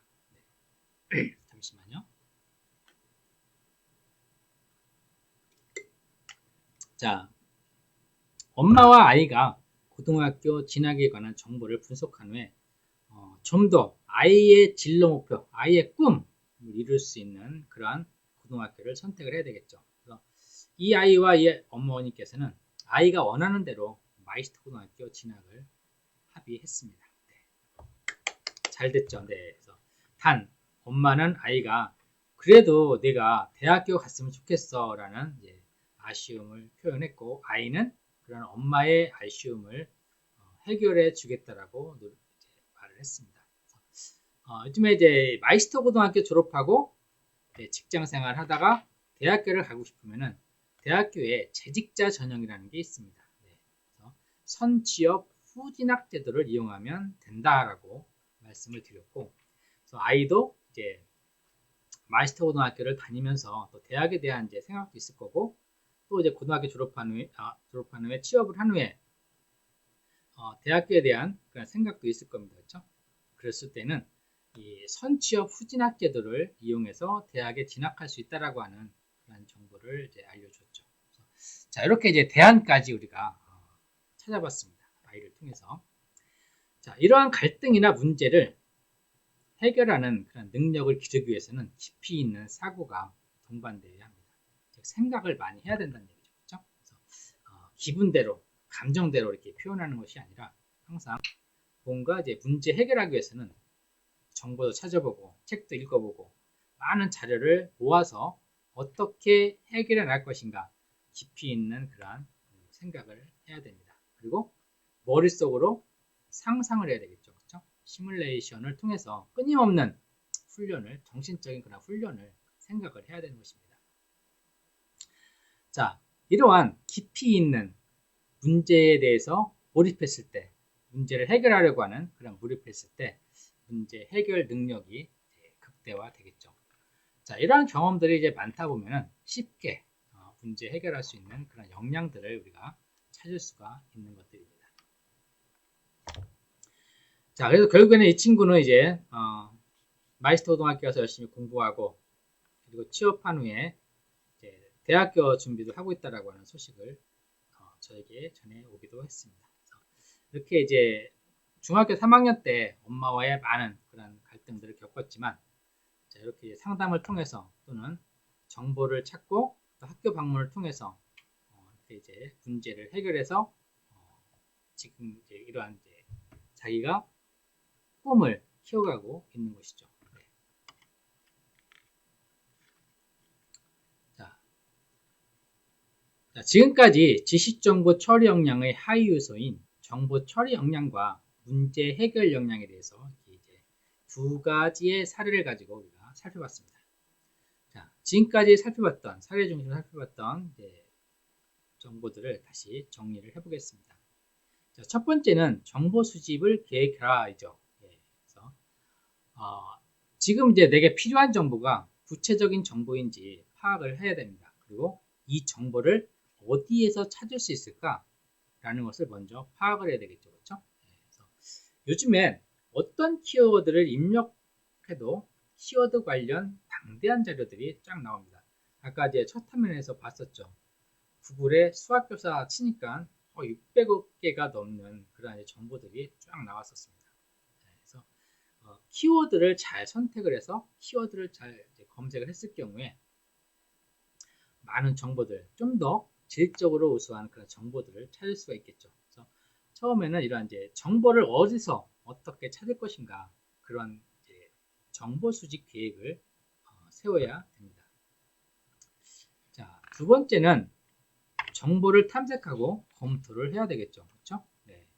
자, 정보를 탐색하는 데 있어서 가장 중요한 것은 내가 지금 현재 상황을 반영하고 있는 정확한 정보인가를 판단을 해야 됩니다. 네. 그래서 포털 사이트는 키워드 질문 중심이기 때문에 10년 전, 20년 전 정보까지 다 보여줍니다. 네. 그리고 그러다 보니까 세월이 지났는데 좀 바뀐 정보들도 있겠죠. 그렇죠? 그러한 정보들, 이 정보가 정확한가를 살펴봐야 되고요. 정보가 생산된 날짜가 언제인지 꼭 확인을 해야 됩니다. 자, 5년 전, 요즘 시대는 이제 3년, 5년도 이제 먼 시대죠. 그렇죠? 세월이 급변하고 있습니다. 그리고 10년, 20년 된 정보들이 지금 활용 가치가 있을까도 판단을 해야 되겠죠. 그렇죠? 네. 그래서 항상 정확한 정보인지를 파악해야 하고 오래된 정보가 아닌지도 우리가 파악을 해야 됩니다. 자, 수학교사에 대한 정보에서도 허리넷이나 어크넷은 직업과 진로를 알려주는 그런 공공기관이죠. 그렇죠? 자, 그러다 보니까 이제 수시로 업데이트를 시켜주고 있습니다. 그래서 포털 사이트, 구글이나 네이버 이런 포털 사이트에서 제공해주는 정보보다 좀 믿을 수 있던 정보라고 할 수가 있겠죠. 그렇죠? 자, 이렇게 신뢰할 수 있는 그런 정보인지, 내가 검색하고 있는 그런 정보원이 믿을 만한 사이트인지를 이제 잘 판단, 분석을 해야 되는 것입니다. 자, 두 번째는 정보 탐색 및 검토가 잘 이루어져야 되겠죠. 그렇죠? 네. 자, 세 번째는 정보를 정리하고 잘 활용을 해야 됩니다. 그래서 여러 사이트에서 또는 책을 통해서 정리된 그런 정보들을 세계적으로 분류해서 정리를 해야 되겠죠.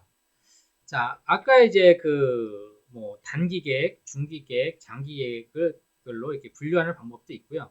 아니면 주제별로 나누어서 정리하는 방법도 있습니다. 자, 그것은 이제 내가 이 정보를 가지고 어떻게 활용할 것인가에 따라서 다르겠죠. 그렇죠? 네. 그래서 이러한 이제 검토하고 분석한 정보들을 키워드별로 이렇게 정리하는 것도 이제 하고 또 어떻게 활용할 것인가 그런 활용 방안도 계획을 세워야 됩니다. 자, 그리고 이 정보들을 어떻게 재조직해서 이제 내 것으로 만들 것인가도 중요하겠죠. 그렇죠? 그래서 자신의 능력에 따라서 활용할 수 있는 그런 정보들을 잘 재조직해서 분류를 해서 활용할 수 있게 딱 정리를 해둬야 됩니다. 자, 지금까지 지식정보를 처리하는 방법들에 대해서 이제 살펴봤습니다. 자, 오늘 주제가 뭐였죠? 네, 지식정보 처리 역량을 키우기 위해서는 어떤 노력을 해야 될 것인가? 그 역량 키우는 방법이었죠. 네. 자, 그래서 오늘의 주제에 맞는 지식정보 역량을 키우기 위해서 우리가 중학교, 고등학교 시기에 어떤 활동들을 해야 될까? 어떻게 해야지 도움이 될까라는 것들을 살펴보도록 하겠습니다. 네. 자, 하나하나 볼까요? 네. 첫 번째는 정보를 어디서 찾을까? 한번 먼저 생각해 봐야 되겠죠. 그렇죠? 그래서 포털 사이트에서 찾고자 한다면 키워드에 입력하면 되죠. 그렇죠? 그래서 네이버 등 구글 이런 이제 포털 사이트에 검색을 하면 키워드를 하면 많은 정보들을 찾아듭니다. 좀 아까 이제 우리가 해봤던 것들이죠. 자, 두 번째, 요즘에 이제 청소년들, 초등학생들은 유튜브를 많이 봅니다. 그리고 요즘 아이들이 유튜버가 꿈인 그런 친구들도 되게 많이 있습니다. 그래서 그러다 보니까 이제 유튜브를 통해서도 많이 활용할 수 있는 그런 정보들을 찾을 수가 있습니다. 자, 선생님도 이제 이런 정보를 찾을 때 유튜브 영상을 많이 찾아서 영상을 보기도 해요. 예. 자, 그 다음에 이제 한국 독서교육 신문이라든가 또는 이제 일반 그런 신문들 그리고 책, 자, 이러한 것들을 통해서도 우리가 정보를 찾아볼 수가 있겠죠. 자, 그리고 체험활동 속에서도 정보를 얻을 수가 있습니다. 그래서 이제 지금 중학교인 경우에 보면은 자유학기제도 하고 있고, 그래서 이제 매년 일정 시간에 직업 체험을 할 수 있도록 규정이 되어 있습니다. 그래서 이제 저희 학교 같은 경우에는 거의 한 기준의 500%까지 지금 이제 체험 활동을 이루고 있어요. 그래서 그만큼 많이 체험 활동을 하고 있죠. 자, 이러한 체험 활동 속에서도 평소에 내가 알지 못했던 그런 정보를 찾는 방법들을 키워나갈 수가 있죠. 자, 그리고 상담 활동을 통해서도 정보를 찾을 수가 있습니다. 자, 아까 이제 마이스터고와 일반고 관련된 상담을 이제 제가 한 사례를 얘기를 했는데요.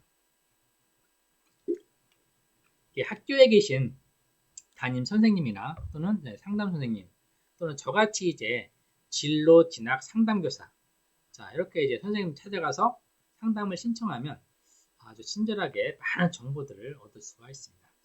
학교에 계신 우리 중고등학교 학생들은 이제 진로 진학 상담 선생님을 많이 활용하기를 바랍니다. 자, 그리고 2020 한국 직업사전, 이렇게 직업사전을 통해서도 우리가 정보를 찾아볼 수 있겠죠. 그렇죠? 이 한국 직업사전에 보면은 우리나라에 17,000여 종의 그런 직업들이 이제 분야별로 대표 직업들을 이렇게 수록을 해놨습니다. 통합본 5판이라고 나왔는데, 자, 이렇게 직업사전이나 또는 도서들, 이런 정보들을 통해서 정보를 찾을 수가 있겠죠. 자, 이렇듯 다양한 방법을 활용해서 우리가 지식 정보들을 이렇게 찾을 수가 있는 것입니다. 네. 자, 두 번째는 학습 계획을 설계해 보자라는 것입니다. 자, 이제 중학교, 고등학교, 대학교, 그리고 또 뭐 교원 임용고시라든가 이렇게 이제 고시를 준비하는 학생들, 그래서 학습 계획을 설계하는 것도 이제 지식 정보 처리 역량을 키우는 하나의 방법일 수가 있습니다. 일단 자신의 공부 방법을 찾기 위해서 공부 방법 관련 유튜브 영상이나 도서를 읽을 수도 있겠죠. 그렇죠? 네. 자, 그리고 주인공의 공부 방법을 노트에 정리를 합니다. 자, 그리고 자신의 평소 학습 방법을, 습관들을 정리를 해야 되겠죠. 그렇죠? 네. 그리고 정보를 통해 알게 된 그런 공부 방법과 자신의 평소 습관을 비교 분석해서 자신만의 그런 이제 공부 방법을, 학습 계획을 세워야 되는 것입니다.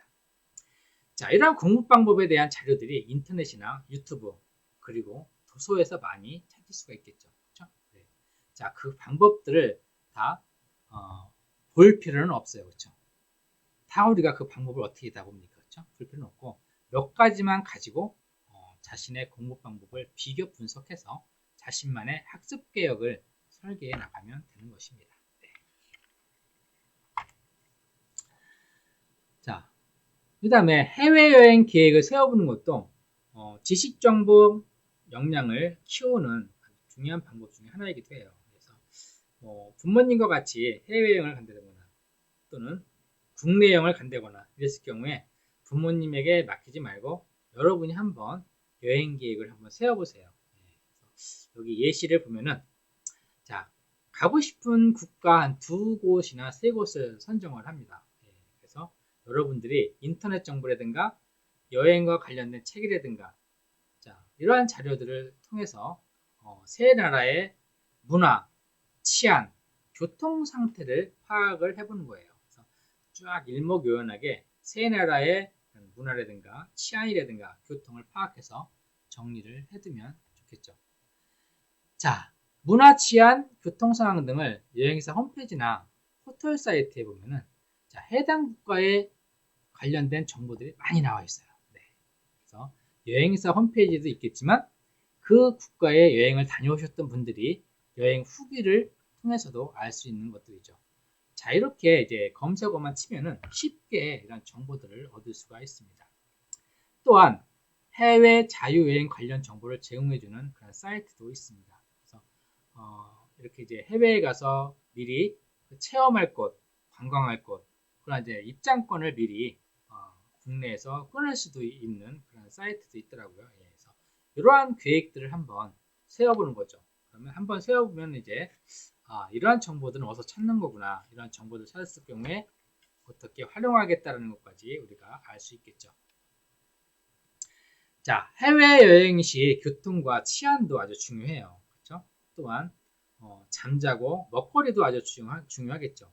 그래서 숙박이라든가 이런 먹거리는 여행을 미리 다녀온 분들의 여행 후기를 통해서 우리가 쉽게 얻을 수 있는 그런 이제 정보들이죠. 아주 꿀 정보들이겠죠. 자, 이러한 정보들을 잘 참고해서 여행 계획을 세울 때 활용을 하면 좋겠습니다. 자, 어떤 주제로 여행할 것인지 정해서 그 주제에 맞는 국가를 최종적으로 결정하면 되겠죠. 그렇죠? 자, 그리고 가장 안전하고 가장 즐겁고 가족끼리 아주 행복한 그런 여행할 수 있는 국가를 선택을 하면 되겠습니다. 그래서 그냥 무작정 떠나는 것보다는 자, 이렇게 정보들을 잘 검색을 해서 정보를 분석을 해서 어떻게 활용할 것인가까지 총 여행 계획을 세운다면은 진짜 유익한, 그리고 알찬, 그리고 비용도 적게 들일 수 있는 그러한 아주 여행이 되겠죠. 그렇죠? 네. 자, 이러한 여행 계획서를 이제 세워보고 또 직접 여행을 다녀옴으로써 우리가 여기서 말하고 있는 그런 지식 정보 처리할 수 있는 그런 역량들을 또 이렇게 키워갈 수가 있는 것입니다. 네. 자, 그 다음에는 이제 현장 직업을 이제 체험해보는 건데요. 자, 이 사진은 2018년도 우리 이제 1학년 학생들이 자유학기 시간 2, 3학년들은 이제 시험 보고 있고, 우리 1학년 학생들은 현장 체험, 직업 전문 학교에 가서 직접 요리를 만드는 그런 장면입니다. 자, 이렇게 이제 아이들끼리 서로 이제 조를 짜가지고 2인 1조로 해서 요리를 만드는 거거든요. 그래서 앞에서 이제 강사 선생님이 설명하는 거에 따라서 요리를 만들고 있습니다. 자, 이렇게 요리를 만들면서 직접 해보는 거죠. 그렇죠?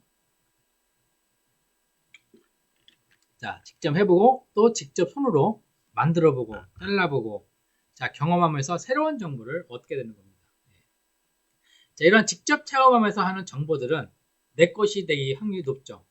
내가 직접 참여를 하기 때문에 그렇습니다. 그렇죠? 그래서 이런 활동들을 많이 해야 되겠죠.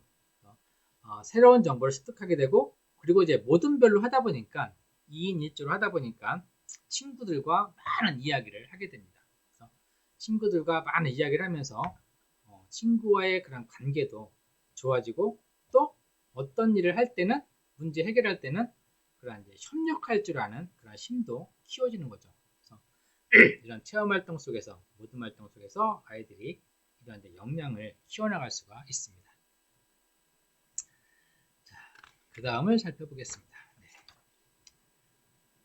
자, 이 사진은 2018년도 사진이네요. 자, 2018년도에 우리나라가 역사상 가장 무더웠던 해인 거 여러분들 아시죠? 기억이 나시죠? 예. 그래서 아주 무더웠던 그런 2018년도, 전라북도에 있는 진안이라는 곳에 가서 아이들과 호주도 따고, 그리고 이제 농장도 돕고, 그리고 단체 활동을 이렇게, 그리고 마이산이라고 하는 그 높은 산을 아이들이 직접 등반을 하고 반대편으로 넘어가는 이런 체험 활동을 했었습니다. 네. 아무튼 이때 날씨가 거의 36도, 37도, 우리 사람의 몸의 체온과 거의 비슷한 그런 온도였는데요. 1시간 동안 아이들이 고추밭에 들어가서 이제 고추를 따는 그런 체험이었어요. 그래서 참 아이들이 무더움 속에서도 열심히 따고, 그리고 1시간 후에는 이제 수영장에 가서 이제 열심히 놀게끔 했거든요. 그래서 아이들이 되게 즐거워했던, 더웠지만 되게 즐거웠고, 또 마이산을 이제 등반하면서 혼자 갔으면 아이들이 못 갔을 텐데 처음 산에 가는 아이들도 많았었거든요. 그래서 친구들과 역시 같이 가다 보니까는 마이산을 넘어갈 수도 있었던 그런 힘도 키웠던 겁니다. 그래서 이렇게 이제 친구들과 같이 3박 4일이었구나. 3박 4일을 지내면서 많은 것들을 이제 배우게 되죠. 그리고 이제 고등학교 형아들과 같이 발표를 하고, 그러면서 이제 고등학교 형아들이 어떻게 발표하고 어떤 생각들을 하고 있는지 그러한 이제 지식 정보들을 많이 얻을 수가 있는 기회였던 것들입니다. 그래서 평소에 하지 않았던 분야에 가서 이렇게 이제 체험 활동하는 것도 우리 아이들이 이제 한 단계 더 성장하고 또는 이제 미래 역량을 키워갈 수 있는 그런 힘이 되죠. 이렇게 이제 농촌 체험 활동이나 또는 역사 체험 활동이나 과학관 체험 활동이나 또는 수련 활동, 올해는 아쉽게도 이제 코로나 때문에 이런 이제 체험 활동이 모두가 이제 취소가 되었지만 코로나가 물러나게 된다면 이런 체험 활동을 많이 함으로써 이제 공동체 정신도 아이들이 또는 협력할 수 있는 정신도 아이들이 키워갈 수 있는 역량을 키울 수 있는 아주 이제 좋은 체험이라고 할 수가 있겠죠. 자, 그리고 자료를 여러 사람과 공유하는 방법도 있습니다. 네. 자, 어떻게 공유를 할까요? 네. 선생님, 제가 아까 말씀을 드렸듯이 저는 이제 활동 위주의 수업을 많이 해요. 이거는 이제 손가락에 이제 하나하나별로 자신의 이제 흥미라든가 적성, 뭐 성격, 하고 싶은 직업, 하고 싶은 관련 학과 이런 것들을 적게 하는 그런 이제 프로그램이었어요. 활동이었는데, 자, 이렇게 이제 활동을 한 후에 한 사람씩 나가서 내가 활동한 것들을 이제 친구들한테 발표를 하는 그런 활동이죠. 자, 여기에서는 이제 누구나가 다 활동을 해야 되는 겁니다. 그래서 하기 싫다라고 해서 하면 안 되죠. 그래서 꼭 하기 싫더라도 이제 박수를 쳐가면서 이제 응원을 해줘요, 친구들이. 그래서 열심히 아이들이 발표를 하게 됩니다. 즉, 자기가 만든 이러한 이제 작품이라든가 또는 자기가 만든 콘텐츠를 가지고 주변에 자꾸 알리고 홍보하고 발표할 수 있는 것도 역량이고 능력이죠. 그렇죠? 네. 자, 그래서 발표력도 이렇게 하면서 발표력이 키워지겠죠. 발표력과 뭐 자신감 이러한 것들이 많이 키워지리라고 봅니다. 진로와 직업은 이러한 활동 위주의 수업을 많이 하고 있고 2015 교육과정에서 중요시하는 게 이제 핵심 역량 6가지였는데 그 역량들을 키워가기 위해서 또 학교에서 많은 이제 활동 위주의 수업들을 하고 있습니다. 옛날에 이제 강의 위주에서 활동 위주의 그런 수업들이 많이 과목별로 진행이 되고 있는 것들이죠. 네. 자, 또한 이제 이런 친구들의 정보를 들으면서 나는 이렇게 했는데 저 친구는 나와 다른 생각을 하고 있네. 자, 친구의 생각을 이해할 수 있는 계기가 또 될 수 있는 것들이죠. 그렇죠? 예, 그래서 보다 많은 이런 발표를 시키게 되면 보다 많은 이제 정보 내가 갖고 있는 한계에 벗어나는 그런 정보들도 얻을 수가 있는 그런 기회가 되는 것 같기도 합니다. 네. 자, 다음을 보겠습니다. 네. 자, 그 다음 지식 멘토와 이야기를 나누는 것도 이제 좋은 경험이 되겠죠. 그래서 직업 전문가 또는 작가라든가 교사 또는 각 분야 직업에 종사하는 분들을 이렇게 만나서 궁금한 거를 이렇게 물어가면서 또는 그분들의 이야기를 들으면서 내가 몰랐던 것들을 이제 알아가는 거죠. 그렇죠? 그래서 지식 멘토와 이야기하는 것 또한 내 역량을 키우는 방법이라고 할 수가 있습니다. 자, 또한 매주 이제 저는 이제 일요일마다 일요일 8시에 메가다스쿨 정훈상 교장 선생님이 주관하는 낯선 사람 만나기 시즌 3가 지금 현재 진행 중이거든요. 그래서 이번 주 일요일 날도 이 프로그램을 줌을 통해서 하고 있는데, 자, 이렇게 낯선 사람 만나기, 전국에 있는 얼굴을 보지 못했던 분들이지만 이 온라인을 통해서 만남으로써 그분들의 이야기도 듣고 또 내가 몰랐던 그런 지식과 정보들도 만날 수 있는 그런 기회가 되더라고요. 예, 그래서 자, 이렇게 지식 멘토뿐만이 아니라 다른 일에 이제 종사하시는 분들과의 이런 만남 활동도 이런 역량을 키우는데 많이 도움이 됩니다. 자, 이 사진은 2018년도에 있었던 사진이에요. 자꾸 2018년도 사례만 제가 얘기를 하네요. 네.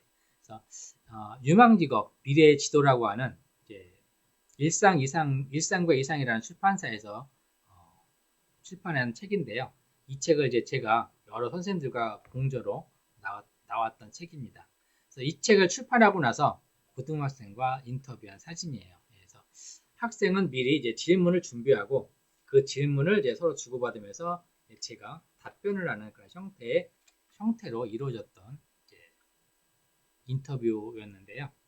자, 이러한 기회들이 더 넓은 세상으로 나아갈 수 있는 그런 기회가 되는 거죠. 그렇죠? 그래서 내가 모르는 사람과 이런 대화 자꾸 갖는 것이 이제 자신의 그런 정보 역량, 또 지식 정보 처리 역량, 이런 역량을 키워가는 그런 방법들이 될 수도 있습니다. 이것도 2018년도에 있었던 일들이네요. 네. 자, 이 사진은 2018년도에 이제 3학년 학생들이 기말고사, 학년말고사까지 다 끝나고 저한테 왔습니다.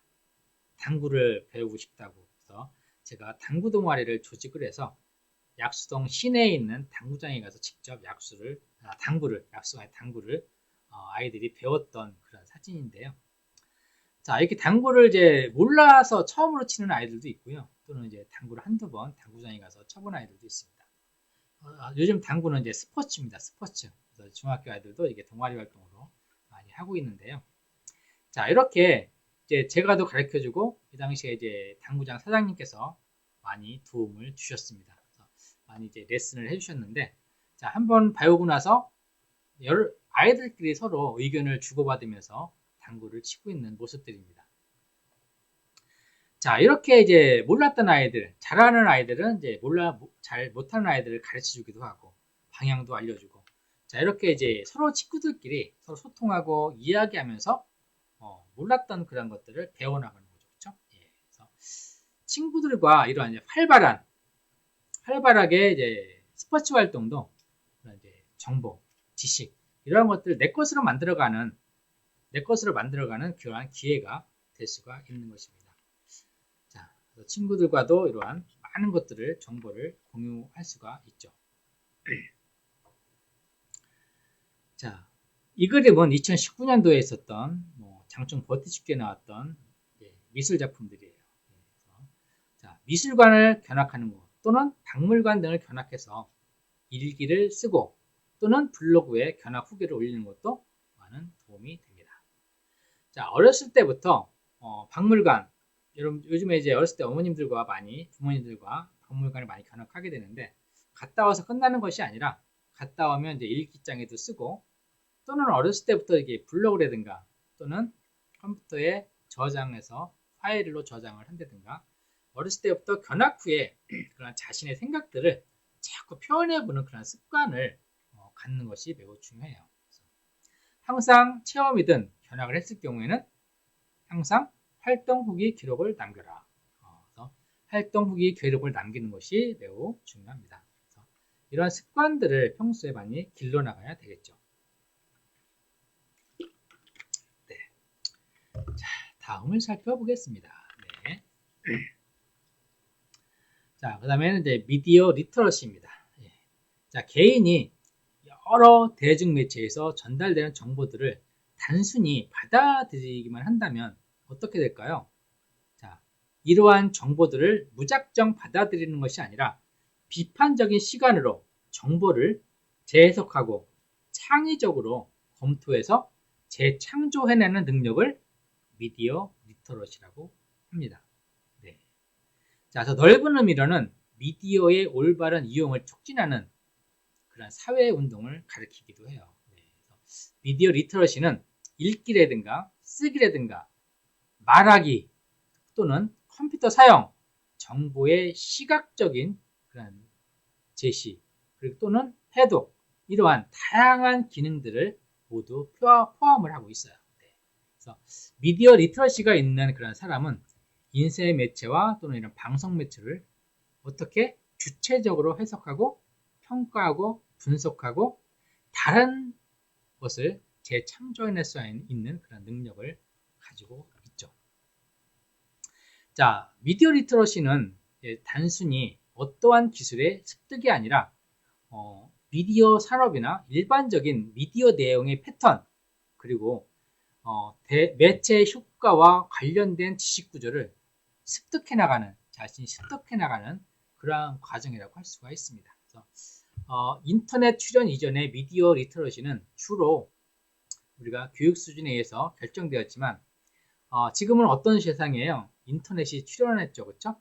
모든 정보를 우리가 찾아볼 수 있는 시대에는 주로 이제 젊은 층의 이제 사람들이 많이 잘 하고 있는 경우가 많아요. 그래서 교육 수준에 관계없이 나이가 젊을수록 인터넷과 스마트폰을 다루는, 그리고 이 인터넷과 스마트폰을 이제 이용하는 그런 능력이 매우 뛰어나기 때문에 이런 현상이 나타나기도 하는데, 그렇지만 연세가 있으신 분들도 요즘에는 젊은 사람 못지않게 미디어 리터러시가 뛰어나게 할 수 있는 분들이 많이 있습니다. 네. 자, 즉 어떠한 마음을 가지고, 내가 어떠한 마음을 가지고 세상을 바라보고, 또는 어떠한 마음을 가지고 그러한 지식과 정보를 활용하느냐가 중요하겠죠. 네. 자, 그 다음에 역량 키우는 방법은 활동 수업에 적극적으로 참여하라입니다. 네.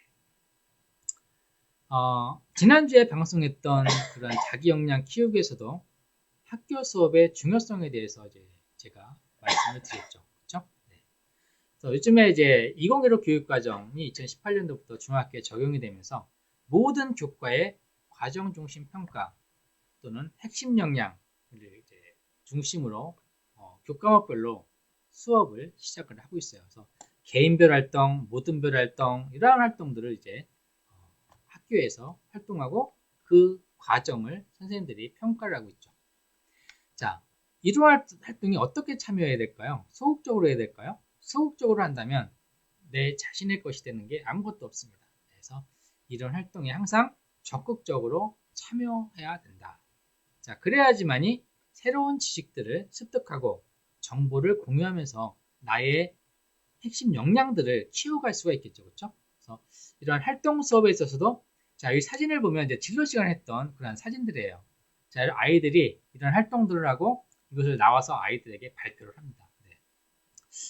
잘 그렸죠? 그렇죠? 네. 자, 이렇게 이러한 정보들을 이제 스마트폰에서 정보를 찾고 그러한 정보들을 발표할 수 있게 그렇게 이제 활동지들 전지를 줘요. 커다란 용기를 줘서 A3나 그런 용기를 줘서 아이들이 직접 이렇게 활동하게끔 하죠. 자, 그래서 진로와 직업뿐만이 아니라 모든 교과에서 이런 활동 위주의 그런 수업들을 진행을 합니다. 네. 자, 다음을 보겠습니다. 네. 자, 잠시만요. 네. 자, 지금까지 이제 이런 지식 정보 처리 역량을 키울 수 있는 활동들을 우리가 알아봤는데요. 네. 자, 인터넷에 떠돌아다니는 그런 정보들 속에 유용하고 올바른 정보를 선별하기가 그렇게 쉽지가 않아요. 그렇죠? 이 정보가 진짜 정보인가 가짜 정보인가, 그러한 정보들을 이제 선별한다는 것이 어렵죠. 그렇죠? 네. 자, 그래서 이제 가짜 정보를 우리가 구별할 수 있는 능력을 키워야 되는 것입니다. 네. 다양해진 콘텐츠와 그리고 콘텐츠 생산자들이 많이 늘어나고 있죠. 그렇죠? 자, 그러면서 잘못된 정보들이 되게 많이 증가하고 있어요. 즉 잘못된 콘텐츠가 많이 인터넷상에 또 유튜브상에 떠돌아다니고 있다는 얘기죠. 예, 그래서 이러한 잘못된 정보로 인해서 피해를 보지 않기 위해서는 어떻게 해야 될까요? 가짜와 진짜 정보를 구별해낼 수 있는 통찰력, 능력을 갖춰야 되는 것입니다. 예. 자, 거짓 정보를 걸러내기 위해서는 신뢰 가능한 정보인지 우리가 알아봐야 되겠죠. 그래서 최대한 비판적인 자세로 정보의 연관성 그리고 목적 적합성과 신뢰성을 검토해 나가야 합니다. 네. 자, 그리고 정보의 출처와 근거 자료를 꼼꼼하게 살펴봐야 되겠죠. 그렇죠? 네. 자, 그리고 자료 내용이 검색 목적에 맞는지도 살펴야 됩니다. 내가 검색어를 쳤는데 그 검색 목적에 맞는 자료인지 내용을 잘 살펴야 되겠죠. 자, 요즘 세대에는 누구나가 남녀노소 누구나가 인터넷에 정보를 올리는 그러한 시대에 우리가 살고 있습니다. 그렇죠? 네. 그래서 블로그나 페이스북, 인스타그램 등 각종 웹사이트에 출처를 알 수 없는 그러한 거짓 정보들이 넘쳐나고 있습니다. 자, 우리가 올바른 정보 사용을 위해서는 철저한 거짓과 진짜를 구별할 수 있는 그러한 이제 통찰력을 가져야 되겠죠. 그래서 올바른 정보 사용을 위해서는 이런 철저한 판별 작업들이 필수예요. 그렇죠? 예, 그래서 거짓 정보를 걸러낼 수 있는 그런 능력, 역량을 우리가 키워나가야 되는 것입니다. 자, 그래서 이렇게 이제 신뢰 가능한 정보인지 우리가 잘 분석하고 판별할 수 있어야 되겠습니다. 네. 자, 좋은 자료는 어떤 자료일까요? 아까 이제 가짜 정보, 그다음에 진짜 정보를 우리가 판별할 수 있어야 되는데, 그런 진짜 정보이면서 좋은 자료는 어떤 것들이 있을까요? 선생님이 이제 제가 좋은 자료가 어떤 것이 있는지 검색을 해봤어요. 그랬더니 이제 이러한 자료들이 있더라고요. 그래서 포털 사이트에서는 많은 내용을 보여주고 있지만 제가 좋은 자료 조건이라고 하는 이 주제를 선택해서 한번 가져왔습니다. 한번 같이 살펴볼까요? 네. 자, 좋은 자료는 어떠인가 한번 물어봤는데 교육 목적에 맞아야 된다라고 하고 있습니다. 그리고 커리큘럼과 어울려야 된다. 그래서 이제 자료에 보면은 특히 유튜브 영상 같은 게 보면은 주제와 목적에 맞는 영상이어야 되죠, 그렇죠? 즉 교육 목적에 맞고 교육 목적과 커리큘럼에 맞는 영상인지 또는 그러한 텍스트 자료인지 우리가 잘 살펴야 되는 것입니다. 자, 그리고 배움의 효용성과 배움의 필요성을 나에게 주는 자료인가를 봐야 되겠죠. 내가 이 자료를 통해서 내가 배울 필요성이 있는가? 내가 무엇을 배워야 되는가? 자, 이러한 자료들이 좋은 자료라고 할 수가 있습니다. 나에게는 불필요한 자료인데 상대방이 다른 사람에게 또 좋은 자료가 될 수도 있는 것이죠. 그렇죠? 네. 자, 그리고 수요자 교육 수준에 적합한 좋은 자료라고 할 수가 있습니다. 그래서 수요자, 즉 내가 검색해서 찾은 정보가 내 수준에 맞는 자료인가? 그래서 우리가 자료를 생산할 때는, 콘텐츠를 생산할 때는 대상이 정확해야 됩니다. 어느 계층의 대상에 맞는 자료인가. 그래서 그 수준에 맞는 그런 자료를, 콘텐츠를 만들어야 되겠죠. 그렇죠? 네. 그 다음에는 진입장벽이 낮고 접근성이 높아야 된다. 자, 정보 검색을 했는데 되게 나한테 유용한 정보예요. 근데 클릭을 했더니 접근할 수 없는 사이트라고 뜹니다. 그렇죠? 자, 이제 보안과 관련된 정보면 이제 당연히 아무나 볼 수 없는 정보들이겠죠. 그렇죠? 근데 이제 공개를 했을 때 정보들이 이런 진입장벽, 접근할 수 없다든가 그랬을 경우에는 제가 봤을 때는 제 입장에서는 좋은 정보라고 할 수가 없겠죠. 자, 이러한 정보들은 이제 결국에는 전혀 나에게 도움이 안 되는 그러한 자료들이라고 할 수가 있습니다. 자, 그리고 흥미와 몰입을 유발할 수 있는 자료인지도 살펴봐야 됩니다. 그리고 사람에게 배우는 사람이 창의성, 생각을 자극할 수 있는 자료가 좋은 자료라고 하네요. 그렇죠? 네. 그래서 이제 제목은 흥미를 갖게 했는데 클릭해서 읽어보면은 전혀 다른 내용인 그런 자료들도 있어요. 그랬을 경우에는 이제 시간이 아깝죠. 그리고 돈을 주고 산 자료라면 더더욱 돈이 아까운 그런 자료들입니다. 그래서 잘 이런 자료들을 선별할 수 있는 그런 능력, 그러한 통찰력을 갖고 있는 사람이 결국엔 좋은 자료를 얻게 되는 거죠. 그렇죠? 여러분도 이런 좋은 자료를 얻는 그런 능력을 갖고 있기를 바랍니다. 자, 이렇게 이제 가짜 정보, 좋은 정보까지 우리가 살펴봤어요. 그렇죠? 네. 자, 우리가 정보를 찾으면서 또 인터넷을 활용해서 많은 정보들을 얻고 있는데요. 우리가 주의해야 될 것도 있습니다. 그래서 이제 인터넷 윤리에 대해서 살펴보겠습니다. 그래서 이제 우리 지식 정보 처리 역량을 배우면서 이렇게 이제 인터넷에서 우리가 지켜야 될 윤리도 좀 필요할 것 같아서 제가 가지고 왔습니다. 자, 그럼 마지막으로 이제 이러한 인터넷 윤리에 대해서 우리가 살펴볼 건데요. 자, 인터넷 윤리는 4가지를 가지고 살펴볼 겁니다. 존중, 책임, 정의, 해악 금지. 자, 이 4가지가 우리 사이버 공간에서 반드시 지켜야 될 그러한 사이버 공간을 지켜야 될 기본적인 원리라고 할 수 있습니다. 자, 그러면 각각의 직업 윤리에 대해서 살펴볼까요? 네, 어떤 것 내용들이 있는가 한번 살펴보겠습니다. 자, 먼저 이제 존중이죠. 존중. 자, 자료를 콘텐츠를 만드는 사람도 존중해줘야 되고 자료를 활용하는 사람도 존중해줘야 됩니다. 네, 그래서 사이버상에서 자료를 수집할 경우에는 저작권에 대해서 침해되지 않도록 항상 주의를 해야 됩니다. 저작물을 만든 분에 대한 존중을 해줘야 되는 거죠. 그렇죠? 그래서 타인의 자료를 함부로 다운로드해서 사용할 수는 없습니다. 저작권이 있는 자료는 자료를 만든 사람의 허락을 받아야 되는 것입니다. 또는 댓글을 이용해서 타인을 비방하거나 타인에게 피해를 줘서는 안 됩니다. 나와 다른 내용이다라고 해서 타인을 비방해서는 안 되는 거죠. 그렇죠? 각자의 입장, 각자의 생각이라는 것이 있는 것입니다. 자, 오늘 이제 콘텐츠가 올라왔는데 내가 생각하는 거하고 달라. 그렇다고 해서 비판의 글을 써서는 안 되는 겁니다. 항상 그 콘텐츠를 만든 사람을 존중해 줄 줄 아는 그런 마음의 가짐을 가져야 되는 거죠. 그렇죠? 예. 자, 이렇게 이제 타인을 비방하거나 언어 폭력을 했을 경우에는 그 상대방이 마음의 상처를 입겠죠. 그렇죠? 그랬을 경우에는 어떻게 나올까요? 당연히 명예고소를 하게 됩니다. 그래서 명예훼손죄로 고소당하지 않아야 되겠죠. 그렇죠? 그래서 항상 우리가 인터넷을 사용할 때는 그 속의 컨텐츠도 존중해주고 저작권의 침해도 되지 않고 그리고 항상 그 저작권들 그리고 자료들을 콘텐츠들을 존중해줄 줄 아는 그런 마음의 자세를 가지고 사이버상에서 인터넷상에서의 정보들을 검색을 해야 됩니다. 자, 두 번째는 책임이죠. 책임감.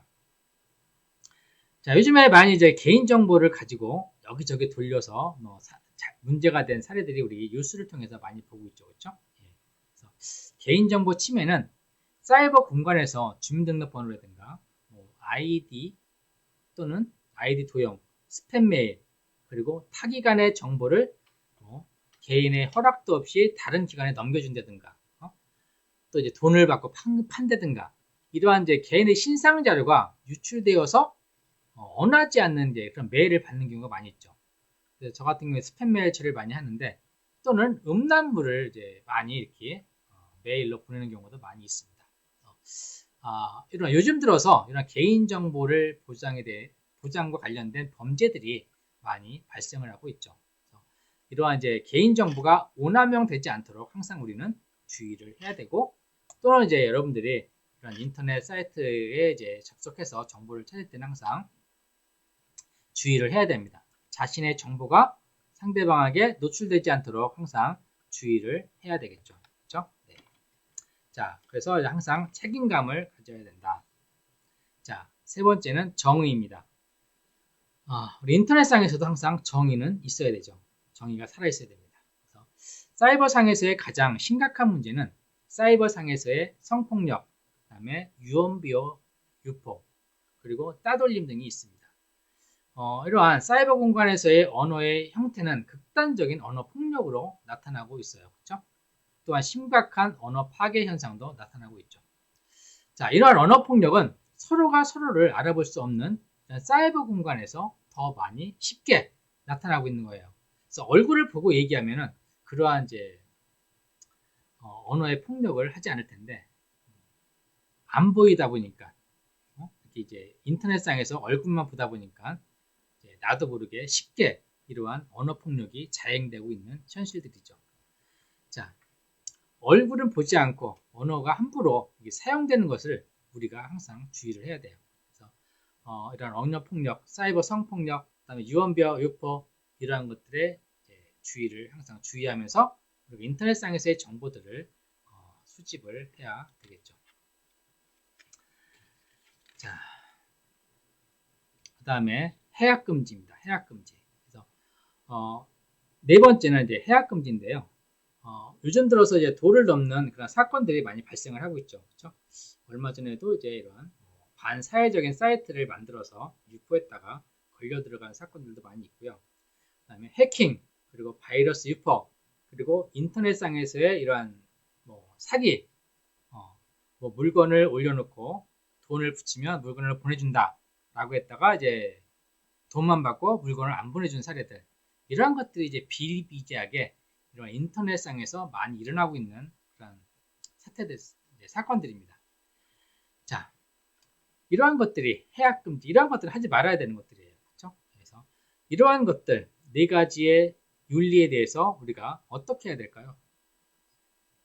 이러한 교육은 가정에서부터, 어렸을 때부터 잘 배워야 되는 것입니다. 그리고 학교에서도 청소년 시기에 이러한 이제 인터넷 관련된 예절, 그리고 정보 윤리, 인터넷 윤리, 이러한 것들, 사이버 윤리, 이러한 것들을 잘 교육이 되어야 되겠죠.